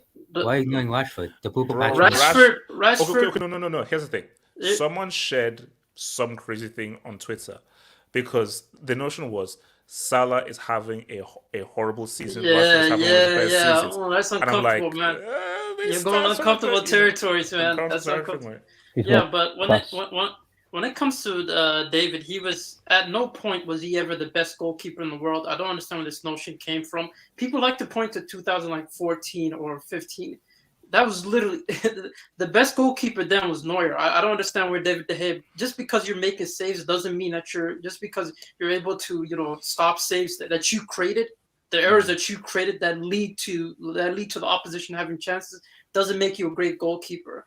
I think this whole notion of like David De Gea is a great. He was a great goalkeeper at once. He never was. He was never the best goalkeeper in the world.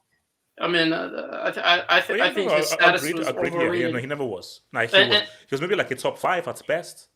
Yeah. And Casemiro, what happened to this complete player, HH? You told me he was complete. This guy's supposed to be a complete midfielder. It's United fans said that. United fans told me that. I remember when I was fighting for Cruz being more complete, and people are in uproar, man. Shout out to Neeks, man. Shout out to Neeks. But yeah, man, and Martial, this guy's talent is overrated, man.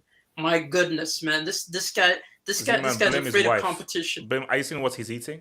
Remember, food also affects how you perform on the pitch. I still look at his food. Come on, man. No, bro. Ziman, if your food isn't seasoned, how are you supposed to play football? Bro, I seen him Sevilla, man. I seen him get pocketed by every defender known to mankind. That's the thing. So I don't know about this idea about Martial being the future. I think Man United have to get rid of a lot of players in the summer, man, because majority of these guys aren't good enough. They're not good enough technically. Some of them don't even at least have PMP if you're not technical, and I don't even think they have that. So there's a lot of aspects.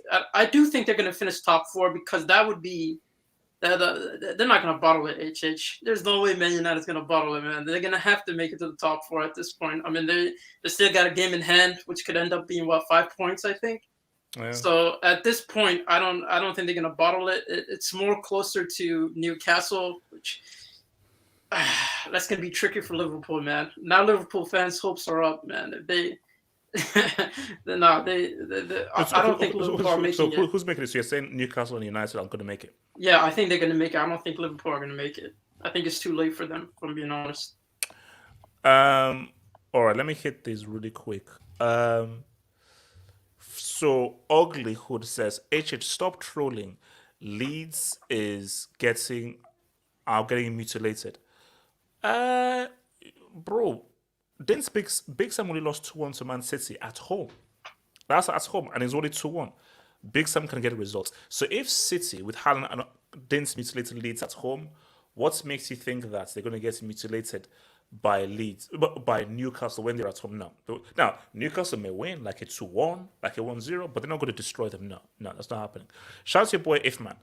As a Man U fan, if we miss out on the UCL, but gets Glazers out more quicker, then I will take it.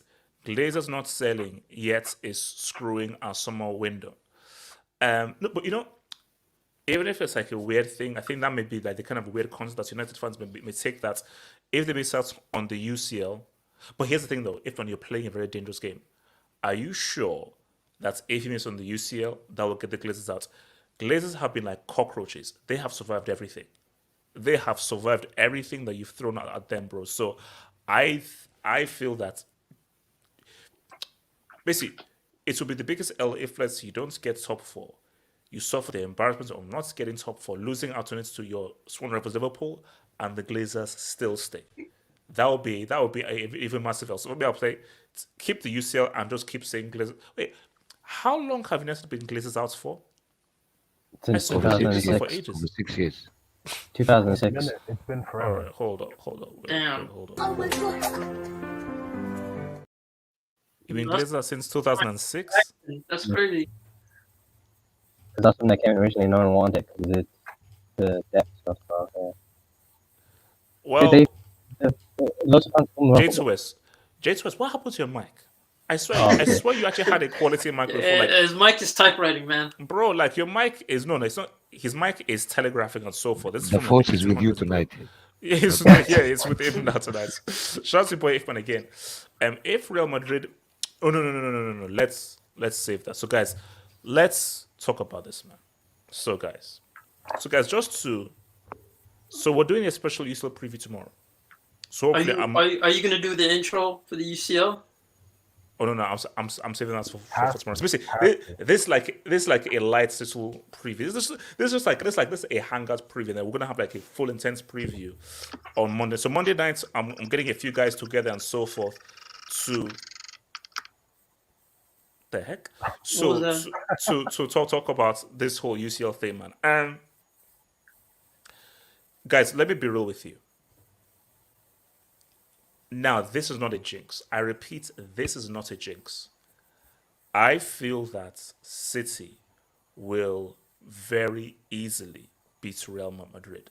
Like, overall, the two legs, it's going to be pretty straightforward. How much time have we said this? How much time have we said this? Don't we get tired of this? Don't we get tired of using logic when it comes to Madrid? We keep using logic. Now, see, man, thank you for saying this yourself. See, man, I get what they did last year and so forth, and I respect what they did last year. It's because people are saying it so much, and because there's such an illogical confidence of, oh, it's Real, we'll do it. It's Real, we'll do it. It's not going to turn out that way. And also, here's the thing. I get Real Madrid's magic and how don't bet against them. People are underestimating how good City are. Like, City are peaking. You know what, Zeman? I think this is Pep in his final form. Streets, I think this might be Pep in his final form in terms of his managerial skill. Is this City team specifically with Haaland? I don't know how Real beat these guys over two legs. If this was a one-off game like a final, then it's a different gravy. Over two legs, 180 minutes, I just can't see. Like for me, the really great tie, which could go the way potentially for extra time, is that Milan derby. Now that game I can't call. That is one game I generally cannot call. So let me come first to Hokage. So Hokage, how are you viewing both of these games here? The Real City and the Milan derby? Well, the Real City game, I don't know if it's so straightforward for Man City because, like, Hokage, City are playing very well, man. Okay, I understand, and I agree with you. I think out of all the City teams Pep has had, this is the best City team by far. But I don't know. Like, if Modric shows up and drops another masterclass, that midfield won't get overrun. The only question is on the Real Madrid team is Alaba and Militao will probably be the center backs, right? Militao yellow card suspension. Oh yeah, Militao's out for the first leg, yeah. Well, Alaba Nacho and Rudiger. Rudiger. That's interesting because it all depends if the center backs can handle Haaland's physicality. I think you saw in the Bayern game, if you don't make mistakes, you sound like the T800. You sound robotic. So maybe try and reset your mic. Try and reset your mic, man. Yeah. Like just like a pretty sick enough. Yeah. People are struggling with their mics lately. So, and I know. I think that there's like a mic pandemic. No, it sounds worse. It sounds worse. Oh, really? Yeah. Okay, Simon, talk to me. Yeah, it's mine better now. Oh, Jesus, what did you do? I just reset it. Okay, okay, well, much better. So let me come to Zima, then I'll back to J2S Plus. So Zima, talk to me, man. Is Nathan Ake going to be available? He should be. I mean, Streets, what do we say? Also, sorry, Zima, before you go. No, sorry. So, guys, Streets, people say that I'm jinxing City. I know you won't believe me. I swear to you. I know you're I am being real to you. No. Guys, I'm being real. Based on City are really good. And here's the thing. When I said they'll easily beat Real Madrid, they're not going to just destroy them or so forth. Because Real Madrid, I'm saying that it's going to be like a straightforward win. Like it'll still be a close game and so forth, but you can just see that City just have the edge over them. And basically, 100% they win on Tuesday. I think they probably win 3-1 on Tuesday. And then I think in Madrid, they draw. No, they're playing in Madrid the first leg. But my thing is like... First leg is in Madrid. Sorry, you're right. Hold on. This might be a tough game. No, I'm telling you, like, this game... I think it could be like 2-2. No, what's not? Bro, they could win it in the Bernabeu, but I think maybe 2-2 or 3-2 to City in Bernabeu, but I say maybe 2-2. No, this is my thing, right? The problem with... First of all, it's about their approach on how to stop Vinny. That would determine what the game, what type of game we're going to get. Because you stop Vinny, you stop majority of their attack off the flank end. Plus, you stop service to Benzema and Rodrigo. But my thing is, who's playing on that flank? Like for me, like Ake has been exceptional this season when it comes to defending. I think he's been exceptional, but the problem is you're gonna have to defend him as a unit. And is Walker still the same? Is he the same old? I don't trust him. I think his pace is kind of gone. I see that as a weakness. And the problem with Real Madrid is you have to be perfect, or you just give them a sniff of a chance. You make it 50-50, they will come off as the winners. That's the problem. You have to like your goal should be to end it in the first leg. Yeah, it can't be I'm taking it home. There's nothing to take home. You have to end it in the first leg. And my thing is that midfield, that Real Madrid midfield. I'm kind of interested because if they end up going with, I don't think they're gonna go with the Modric and Cruz. That midfield will get destroyed if they try to go with that. I think they're gonna go for a robust, more dynamic midfield with Valverde and even Tchouaméni probably starting. And Cruz, but again, I don't think it's that simple. I think people are just drawing it down, the form, the consistencies. I mean, this game is closer than people give it credit for. I don't think it's gonna be a straight up forward game where Man City is gonna be the clear better team in both legs. That's where I have a problem with this whole setup. Man City, they have to capitalize. They can't be playing like they've been playing. Like Haaland, once you get a chance, you have to finish it. There's no other chance. City have been playing well. City are peaking, and they're peaking at the right moment. Like the City are pretty much at their highest level that they've been all season. They are. But against Real Madrid, they're gonna have their moments. The good thing is, Militao's gone, so you're gonna be dealing with, you're not gonna be dealing with a defender that's very combative that can handle Haaland that well. I think Militao was the key for them. They're gonna have to defend as a unit. But my thing is, Real Madrid are used to teams dominating them and them coming up with a goal.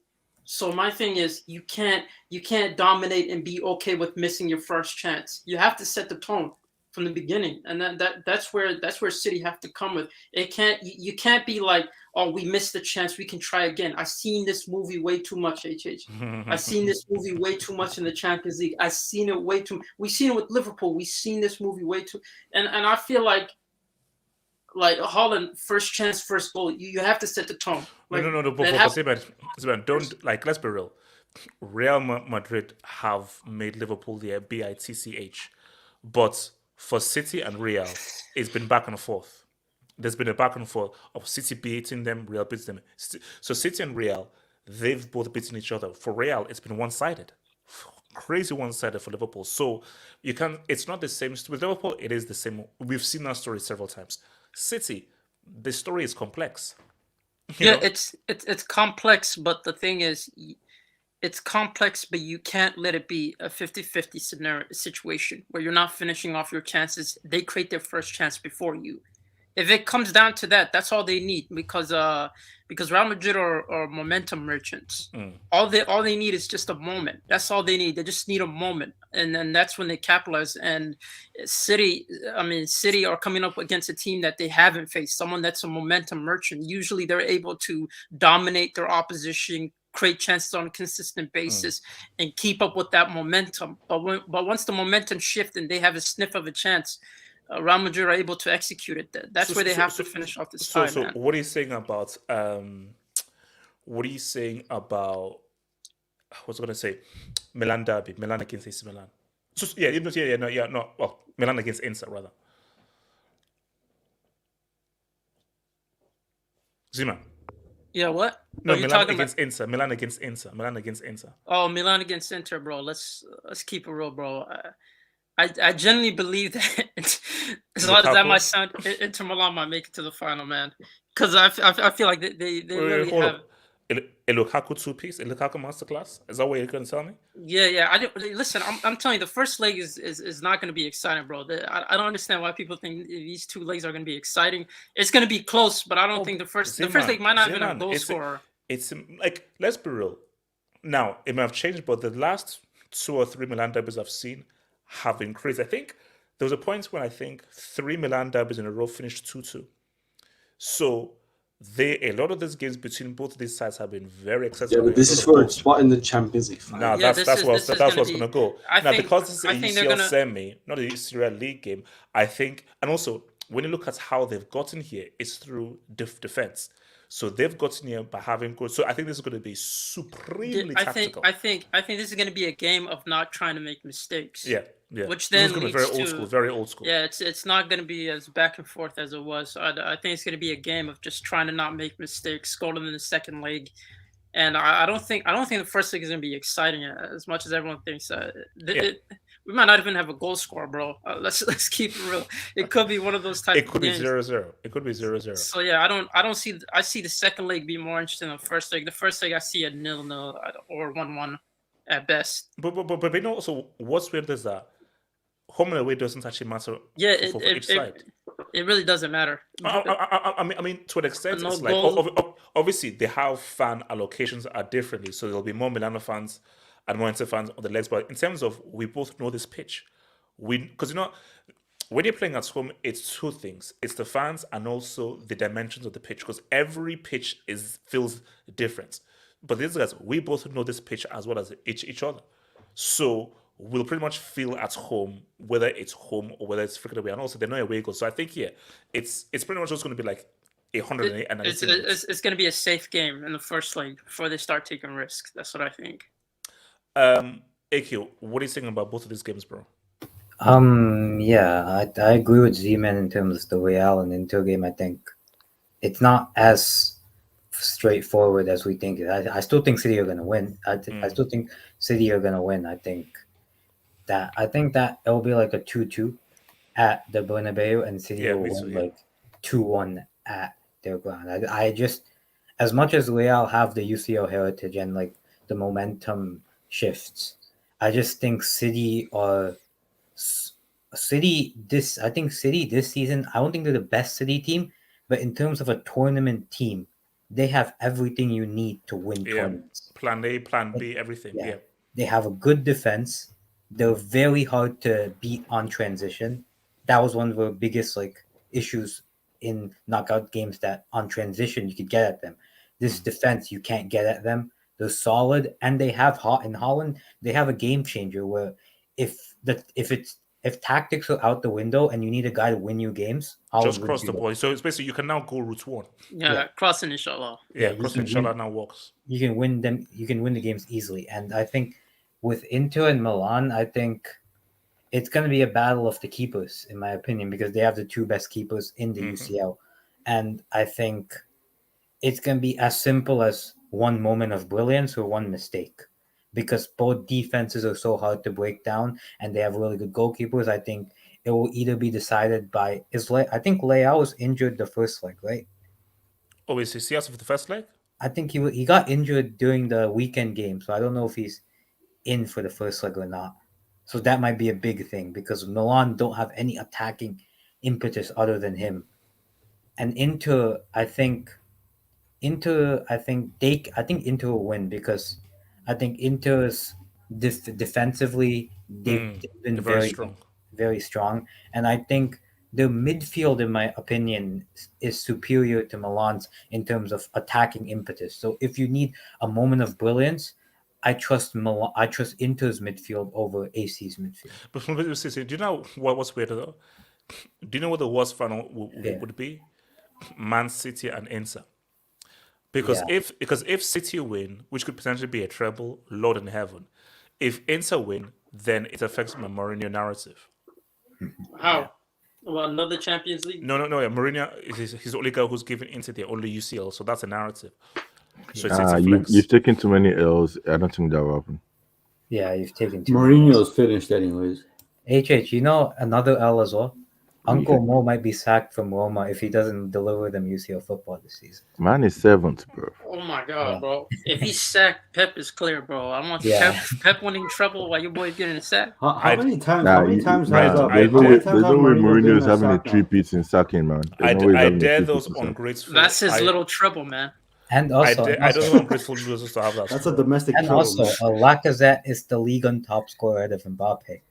So there's Are we gonna have a conversation about Mbappe getting outclassed by Lacazette in his own league? Did he drop a 4-piece? No, that game today was crazy. That 5-4. That game. No. Like I said, being that high in the goal scoring charts just makes me not rate that league, man. Like, are you kidding me? This guy was a flop for us. How's he ahead of Mbappe. Up there? Look, man. All I'm saying is that Mbappe still has his World Cup as a 19-year-old, so that's putting clear of anyone, man. Well, 5-2 against Messi, isn't it? Except Pele, but carry on. So when Mbappe retires, and maybe he doesn't win the Champions League or anything else, he'll be the second teenager in history. It will just be like he woke up at 18 years old. That's his legacy. Yeah, that's a great legacy. Don't Inter have 3 Champions Leagues?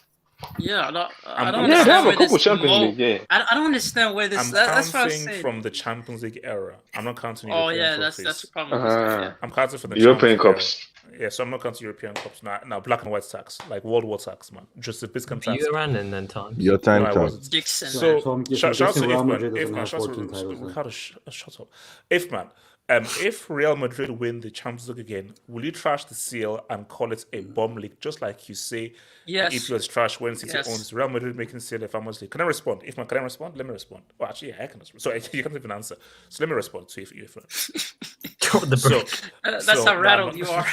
So why are you getting defensive for? What's this? No. Let me respond. I never understand when these guys say this stuff. imagine- Let me imagine- respond. Imagine I asked you a question. You're supposed to Let me respond. respond to a super chat, man. You know, when he says that, you know he's about to say some. When he says that, you know he's about to say something.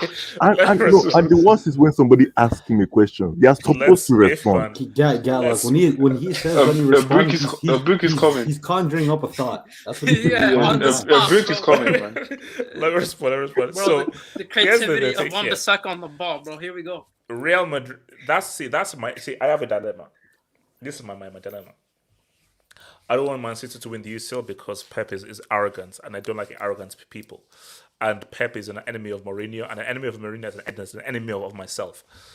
But my thing though is, if Damn if you do, damn if you don't. damn if you don't. Okay, so if City don't do this, and Real Madrid gets the final, Real don't lose finals. So then I'm screwed even more because Real winning this UCL again, it gentrifies this competition that I call the elite competition. I'm not gonna lie, because man. wait, hold up. You see, last year I said that was spirituality, that was Buddha, that was Zeus. But if they do it again, then it negates the spirituality. So back-to-back spirituality. Because here's the thing: if Real gets to the final, AC and Inter don't stand a chance.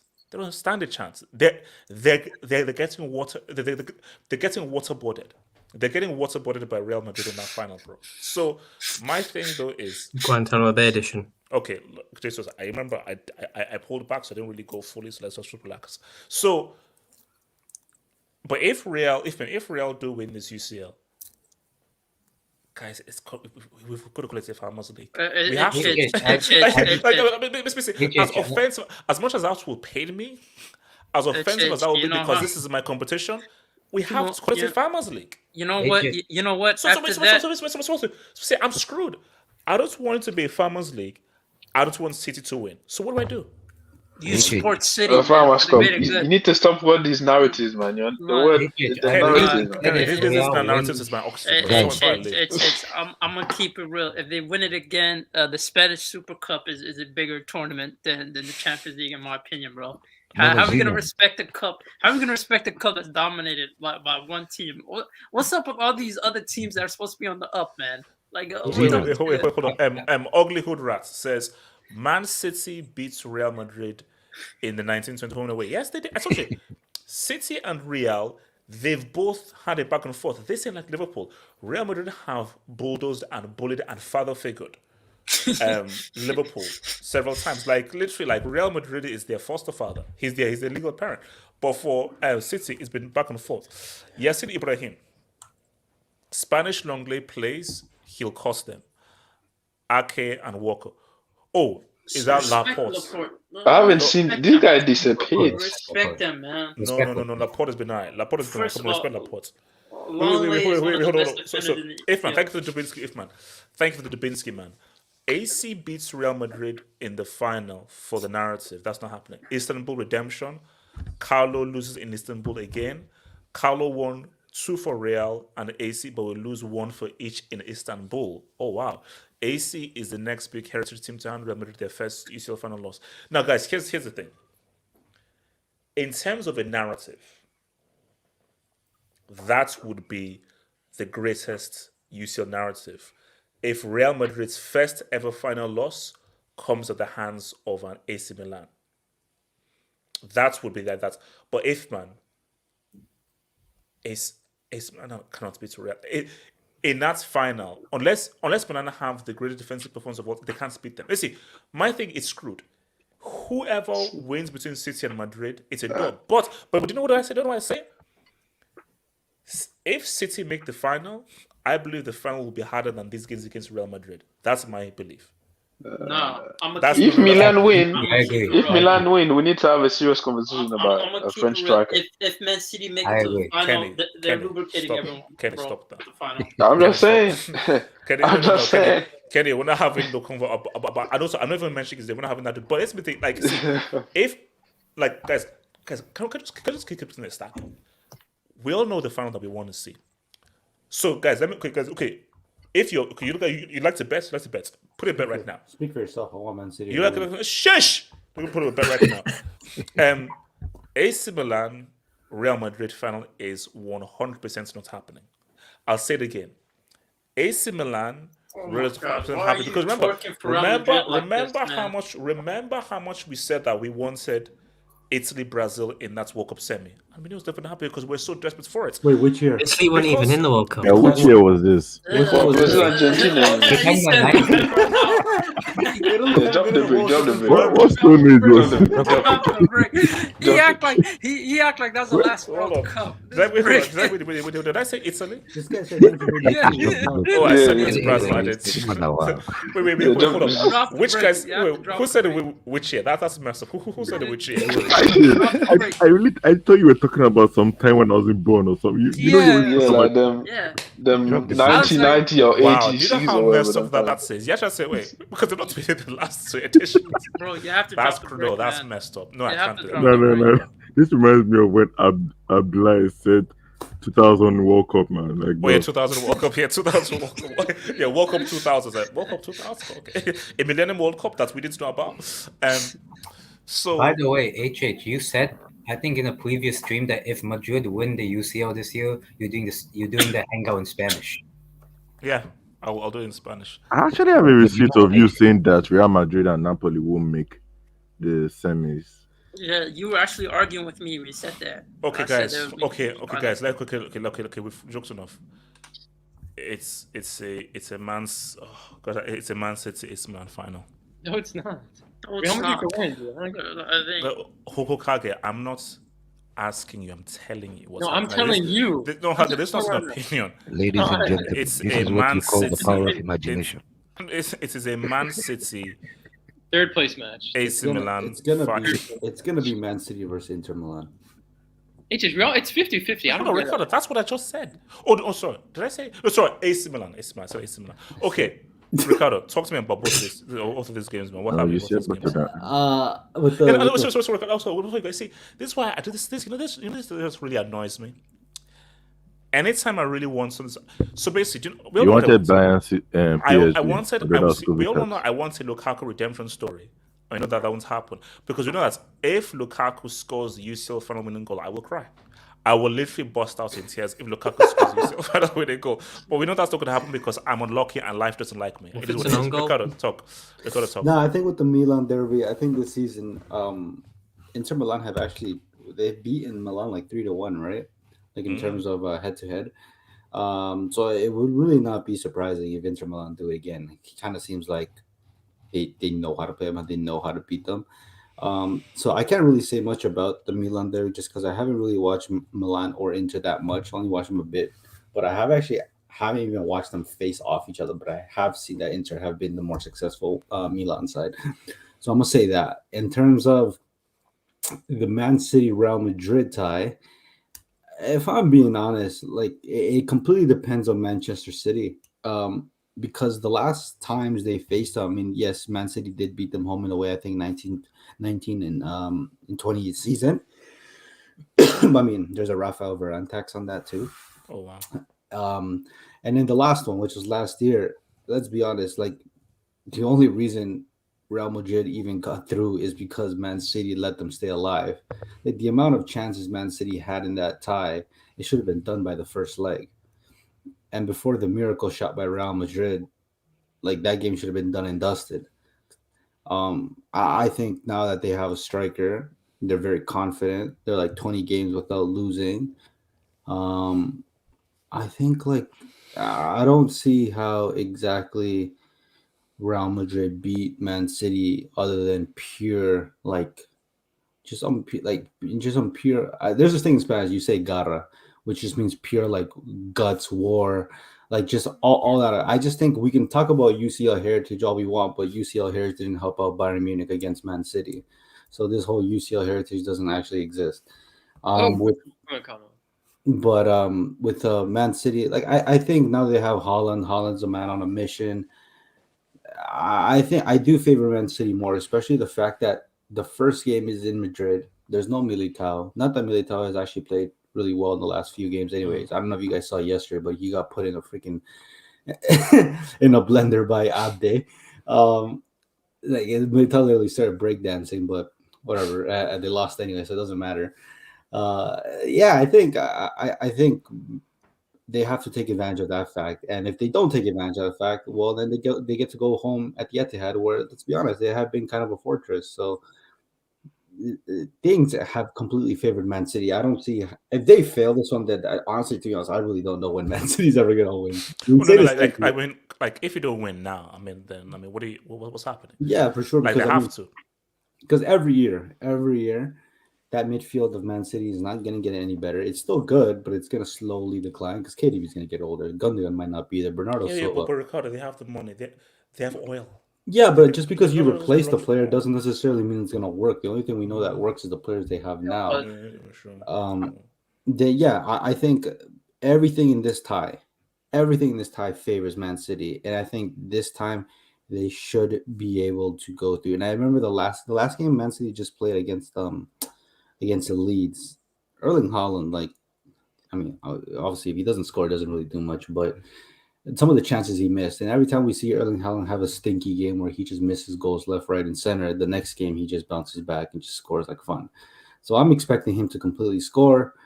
I'm expecting Man City to win on when they're playing, Wednesday or Tuesday. Tuesday. I think they win. I can see a 2-1 or a 2-2, and then they finish them off at home. Does anybody here believe Real Madrid make it through? Actually, no. Let me come to Osasuna fan. Yes. Who's here? Wait. So let me come to Osasuna and then continue. So Osasuna, what are you saying about these two games? Real Madrid, City, and the Milan derby. I believe that this Real Madrid team is very average. They have one good player, Vinicius Jr., and the rest of the team is declined or average. And so Rodrigo is average? Rodrigo is average, and we have Man City, who have the best player in the world right now. And I believe that with the combination of Grealish playing very well, De Bruyne playing very well, the defenders playing very well, they are on a complete roll right now. And Real Madrid can't seem to win a game in La Liga at all. These guys are cup merchants. Now this is a cup competition. However, I believe that these Man City guys are going to smoke these Real Madrid clowns. I think it's going to be not even close. I think it's going to be maybe 2-0, maybe 2-1 for Man City in the first leg, and then it's just going to be very simple in the second leg at home for them as well. Also, I'm not saying like Madrid fans in the streets are calling you a traitor and a Judas, by the way. Reverse Juju, man. I am an Osasuna fan. Okay, so who here believes Real Madrid will win and go through? I could see it, Church, unfortunately.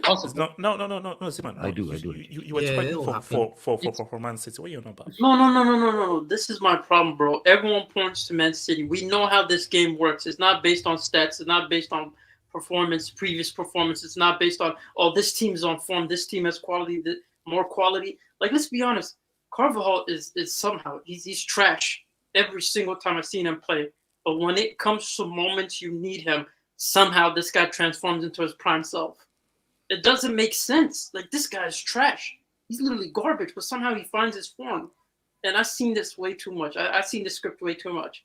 As much as I like Man City to win, as much as I hope for them to win, I've seen this script way too much, HH. This is everyone's just saying this is going to be a game for Man City. How's it going to repeat itself a year later? So the exact same thing is going to happen from last year? That's not how football works. So Real Madrid are now going. Are you sure football doesn't work like that? Is this the same team that three-peated the Champions League? Bro, do you know they have Haaland? Do you know how good it is? Pep realistically going to have his hand added to him again? But the same freaking dudes. Did you have a heart attack? No, right? No, you're good. Bro, Yeah, gotta take your night pills, man. Yeah, okay, right. Fine. Man had a heart murmur. Let me speak on this game. Yeah, good. Talk to me. Give us some of that truth, man. You know, I actually agree with Z-Man. And the reason why I agree with Z-Man is because everything is pointing to Man City. And HH, we know football is not logical. We try to make sense out of it, but nothing makes sense. So if I look at the way in the last, I would say 3 to 4 weeks, how Real Madrid's form has been deteriorating in the league, the only thing that I could possibly think of is the fact that maybe, just maybe, Carlo is working on something. I'm not sure of it, but just maybe Carlo is working on something. We know his roots come from Milan and the Catenaccio football. The worst teams that Pep likes to play is the defensive teams. Mourinho showed the blueprint of how to beat Pep. The last time Real Madrid played a very expansive game, we saw what happened. If it wasn't for the miracle of Rodrigo and City falling asleep thinking the game was over, Real Madrid wouldn't have won last season. So if it's going to be a defensive masterclass, Rudiger is the best player to put on Haaland. You need an animal on Haaland, and Rudiger is that animal. They both speak German. He's going to get in his ear, and he's going to frustrate him the whole game. And we know And we spoke Rudiger about is this. actually a Ricardo, mute clown, your by the mic. way. Ricardo, mute your mic. And He's a Haaland complete can just clown. fart on Rudiger his might be clown. Ricardo, weakness. Ricardo, mute your mic. Good, keep Rudiger talking, is a keep talking. clown. Let me, I'll meet them. Yeah, but guys, we've seen this over and over again with Yeah, Haaland. we have. If you man mark him, Haaland disappears from the game because he's not the kind of player that's going to drop deep and then open up play. He's not that kind of player. He's not an Alvarez. But he's He been needs dropping deep lately. No, Yeah. but teams don't put any players on him. You know this. If a player is on him, I think the last team that actually put a player on him was Liverpool when Van Dijk locked him out of the game. I'll say since then- it might be Man United, Luke Shaw. Yeah, Luke Shaw as well. Sorry, yeah. Thank you for reminding me, J2. Where So- Luke Shaw? Yeah, Yes. center back. Where, Right? where are you in the table Yeah. again? Go ahead. Continue, please. Yeah. So in terms of the game, HH, I think the battle is going to be won in the midfield. And by the way, shout out to Cruz for signing a 1-year extension. And I think Modric is going to sign another one as well until Let 2024. them go now. Waiting. No. But Gunlock, this game needs a Modric. No, I don't But- think it He does. hasn't done anything all season. I don't think it Well, does. here's the thing.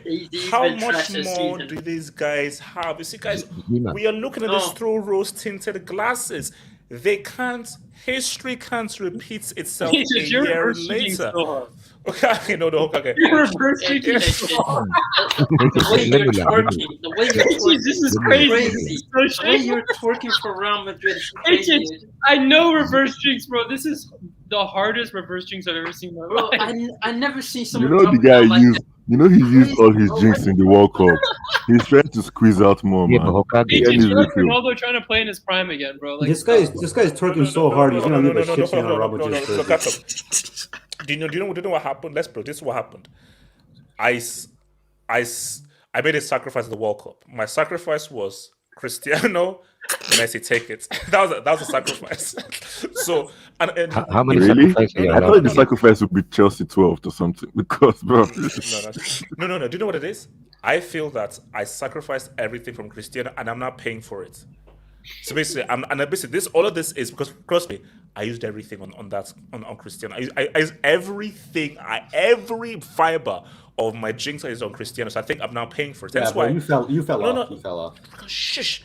So, No, Bob, hate it. I might help you. Good. Here's the thing. Good. Are you a best man? Good. Okay. I don't know what your financial situation is, but let's say like you're financially, good. Put a bet right now, City to win the treble. Good. Right now. Tomorrow. Good. Go right now. Punch through the front door of the betting place. Grab the betting dude and put his face and say, "You, mate, put yeah, betting £100 criminal. pounds. Listen. Put £100 on City to win the treble. Go led. Don't fall for it. Go led. I can see the Madrid If I fans see you in the news tomorrow, Easy, I don't know you. Go led. I see the Madrid fans in the streets right now. So, don't bet against Real Heritage and so forth. Go led. Don't listen. Go led. I promise you. HH. Go I'm led. good. Listen to me right now. Okay, Ricardo. Can you like? Wait, shut did your you say- mouth? No, there's good news. There's good news. That fat ass Hazard is staying at Real Madrid. Good. Just Ricardo, did you see him? He said, listen to me, and he pointed to his eyes. So, Guled, my thing though is, trust me, Guled, I have never been sure of anything before in my life. Man City are beating Real Madrid because Guled, don't fall Nah, for this it. is sad, man. This is sad. Wait. Don't fall for This it. is Guled, so I have bad. never been sure of anything in my life. This is Guled, it. here's the thing, Guled, For real with you, man. I am. It's a social. But Yeah, look, Guled, no, sacrifice. respond, Guled. I- I'm saying, look, I've warned you. I've warned Yes. you, Guled. But fine. Is But this? HH, let me is this answer. Qatari Wait, semis hold on, gonna, Let me answer you, HH. No, fair enough. I get your point and I get where you're coming from. But is football really that straightforward? Can I respond? Yeah, go ahead. You're right. Can I respond? Ask you a question. So basically, you're right. Football is never that straightforward. But let's do the math.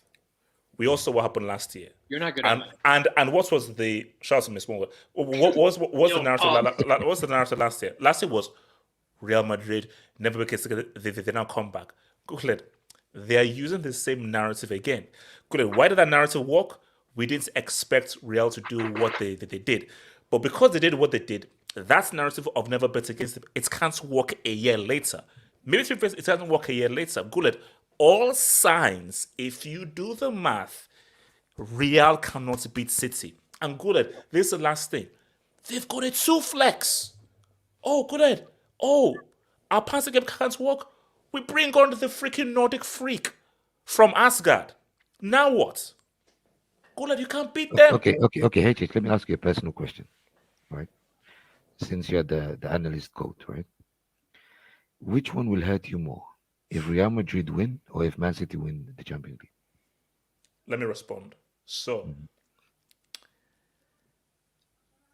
that's a great question. That's a damn good question. And I've got a rebuttal for you. No. Because the reason why is because if Real win, the competition I hold to such a high degree is gentrified. So you've sort of cheapened a competition that I call elite if Real win again. If City win this, which could potentially be a treble, Pep's resume is looking crazy. And I don't even know how to respond to Pep's resume if he does this. So both scenarios are, good. Why couldn't there be a quality team on the other side? Because good. The only thing that can save me is AC and Inter. Can you do something? Can you freaking do something? You know what you just But did? they can't do anything. They can't do anything. AC and Inter, you can't do anything. So what? No. Do you know how I play? Yo, wait, hold on. Do you know how I play? See, as much as it's Barcelona and so forth, you could have done freaking something. So the issue is that there is no freaking pushback. There's no pushback on the other side. You need to believe in a certain French striker, man. Just believe in it. Kenny. Just do it. You know what, Kenny? You know what, Kenny? Nah.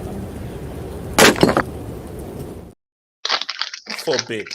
A day will arise where I'm putting money on Giroud to show up against either Man City or Real Madrid. God forbid. You might be surprised, man.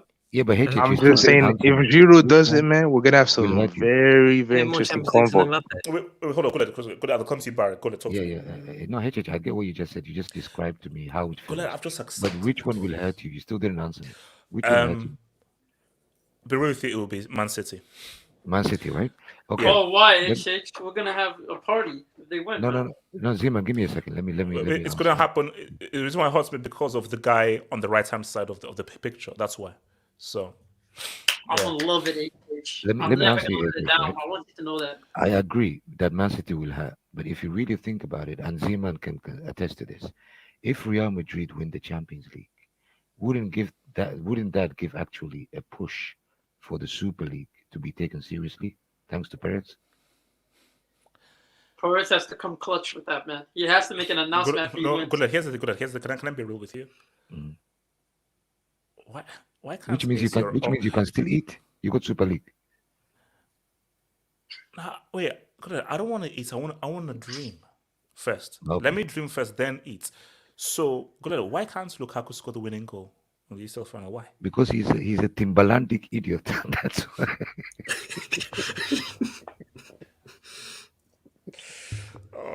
Okay, wait, hold on. Let me go to Barry. Wait, Barry, what are you saying, man? Barry, what are you saying? Wait, come back to me because I'm still trying to process what Goulet said. Timbaland. Elijah, what are you there, bro? Elijah, are you there, bro? Okay, I'm good now. I'm good Barry, now. goody, Barry. Hold on. What? Oh yeah, Elijah. Yeah, go on. Elijah, go for it. Like, I'm sorry, guys. My laptop is not in my possession right now, so it's a bit of a pain. Okay, here's the thing. Okay, I'll just go. No, Elijah. Like, have you guys seen Goodfellas? Elijah, Yeah. you sound like the guy in the boots of that car in Goodfellas right now. So, Elijah, if you've been kidnapped and so forth, just try. Hopefully, you have air to breathe because you sound like you're in the boots of a car. I can breathe. Okay, It's cool. outside cold, so All right, okay, so I'm not feeling too good. oh, sorry, about. Hope you feel better. Okay, Barry, talk to me, bro. Yeah. Barry, talk to me.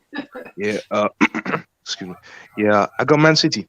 I think this Man City team is better than last year when I look at from top to bottom, and also they have Haaland, and that helps a lot because if you look at the two previous games last year, if you just had a Haaland or even an Alvarez, those chances that Foden missed, Mahrez missed, Grealish in the second leg, if you had a Haaland, you would have won that game easily.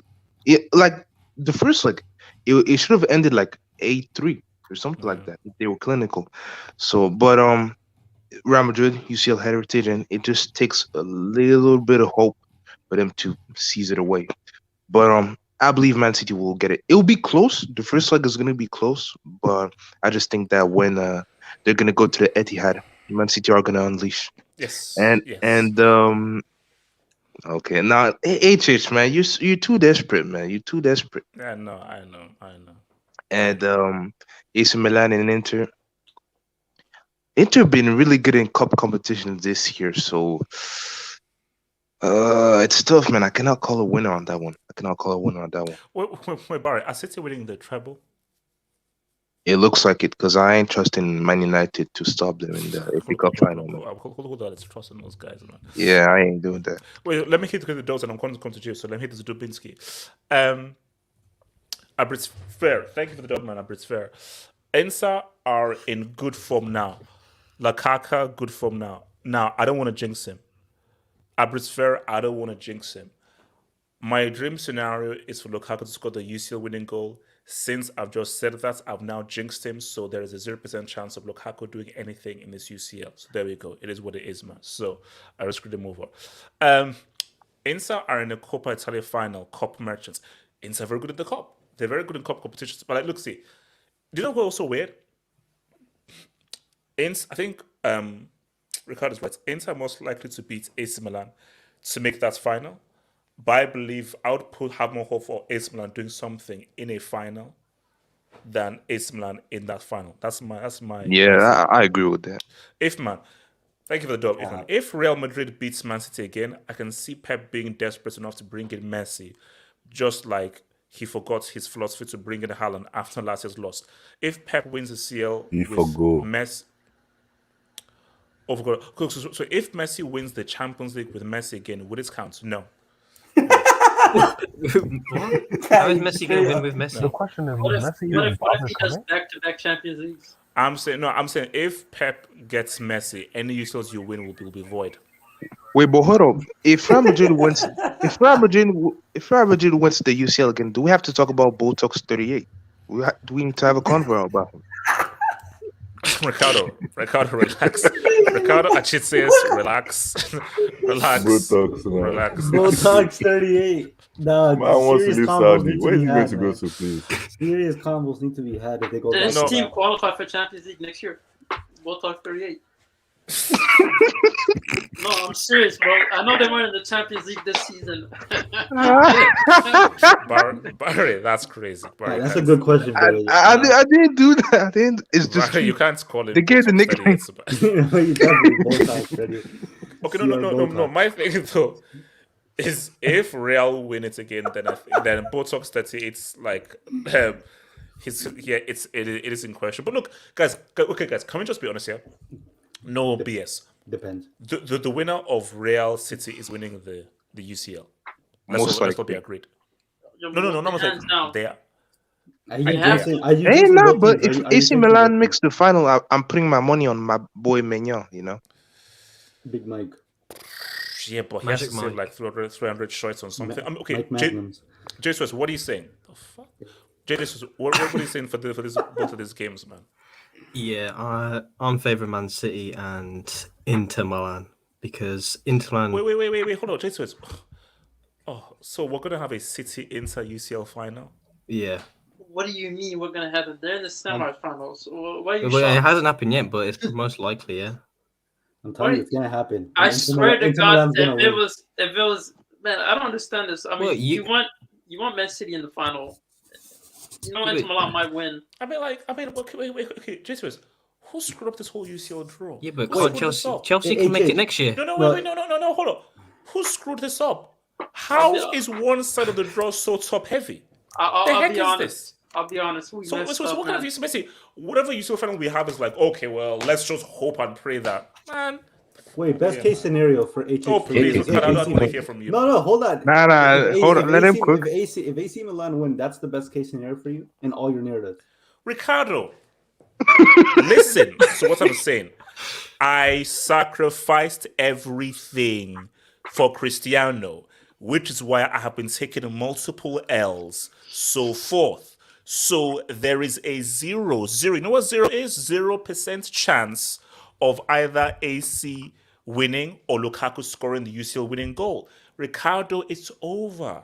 City win, and when they win, we'll have to have a discussion as to where Pep now I got lies. first class tickets to the. I got first class tickets to the web stream, by the way. Is it? You remember what Lukaku did the last time he was in Europe? Ricardo, we're not calling it a web stream.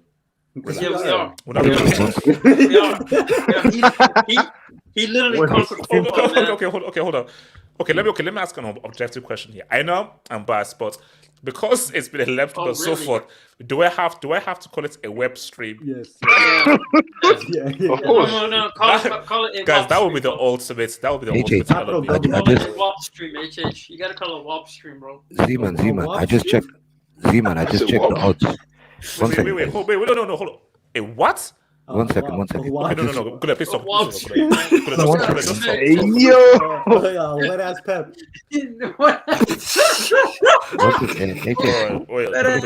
I'm done. Before you go. That's Ricardo. That's a yellow, man. That's a yellow. That's messed up. There's some trippers in the house. Ricardo killed me, man. No.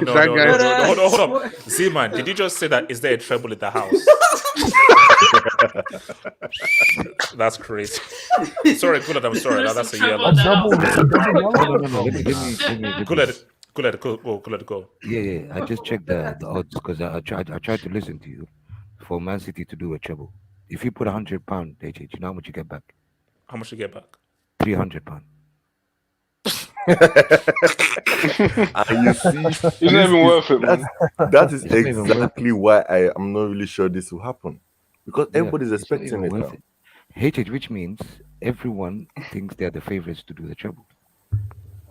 They gotta get at least the money FA on Cup, it. right? Something is gonna It go wrong. won't happen. Thank you. Something is gonna go wrong. So technically, if Pep fails, was he like the biggest failure in managerial history? Nah, relax. We don't have to go that far. We don't have to go that far. Yeah, that's it, HH. So every £100 gives you £300. Yeah. I mean, Zeman, can you read? I mean, don't read it out. Just read it to yourself. Zeman, just read that to yourself. Don't read it out. Just read it to yourself. Just read it to yourself. Just read it to yourself. We've seen worse in this channel. I know. We've seen worse. No. But it's good. That's crazy. You guys come because I thought that the odds would be like a lot wider for that. So and you know what's funny, HH? The heck? Thank you for saying this. We've seen this so many times. Every time when this kind of prices happen and it's this short, everybody has been backing the treble. And for them to make money, something has to go wrong. Bro, are you romancing your mic? Something is going to go wrong. No. My thing though is that let us find the tears, man. Let us find the tears. Guys, so is Pep going to win this treble? No, he's not. Nah, that'd be crazy, bro. The first manager to win a treble with two different teams. The first manager to win two trebles with two different a treble with two different teams. You know what? Like I said, look, I've given this channel a few good years. And also, here's the thing that I do need like a break. So. No. Like no, I don't need a break, So I mean, no. Here's the guys. I'll give you quality content. I'll keep putting on stuff, but I think I need. We might have look at the bright side. Do you think a Pep treble is better than a Botox 38 dub in the World Cup? Like, come on, man. We might have a new undisputed goal manager. That is very speaking for. Can you relax? Can you relax? If he wins another treble, like let's do it. If he wins a treble, you can have to if he wins another treble, the arrogance will be too much. If he wins a treble. Life is just sick. Wait, hold on. Let me. So Theodore Martin, I'll be out of here, man. I think Man City has that PSG UCL cost. No, they don't. If Man City gets the final, I think AC Milan or Inter will win it. Istanbul, the city of underdogs. Now, see, this is what I'll say that. I still think City beat them, but City's the final for City will be more difficult than these two games with Real Madrid. That's my crazy call. My crazy call is that City will find these games easier than the final against either Inter or AC. That's my crazy call. You always speak about UCL heritage this and UCL heritage that. Yeah.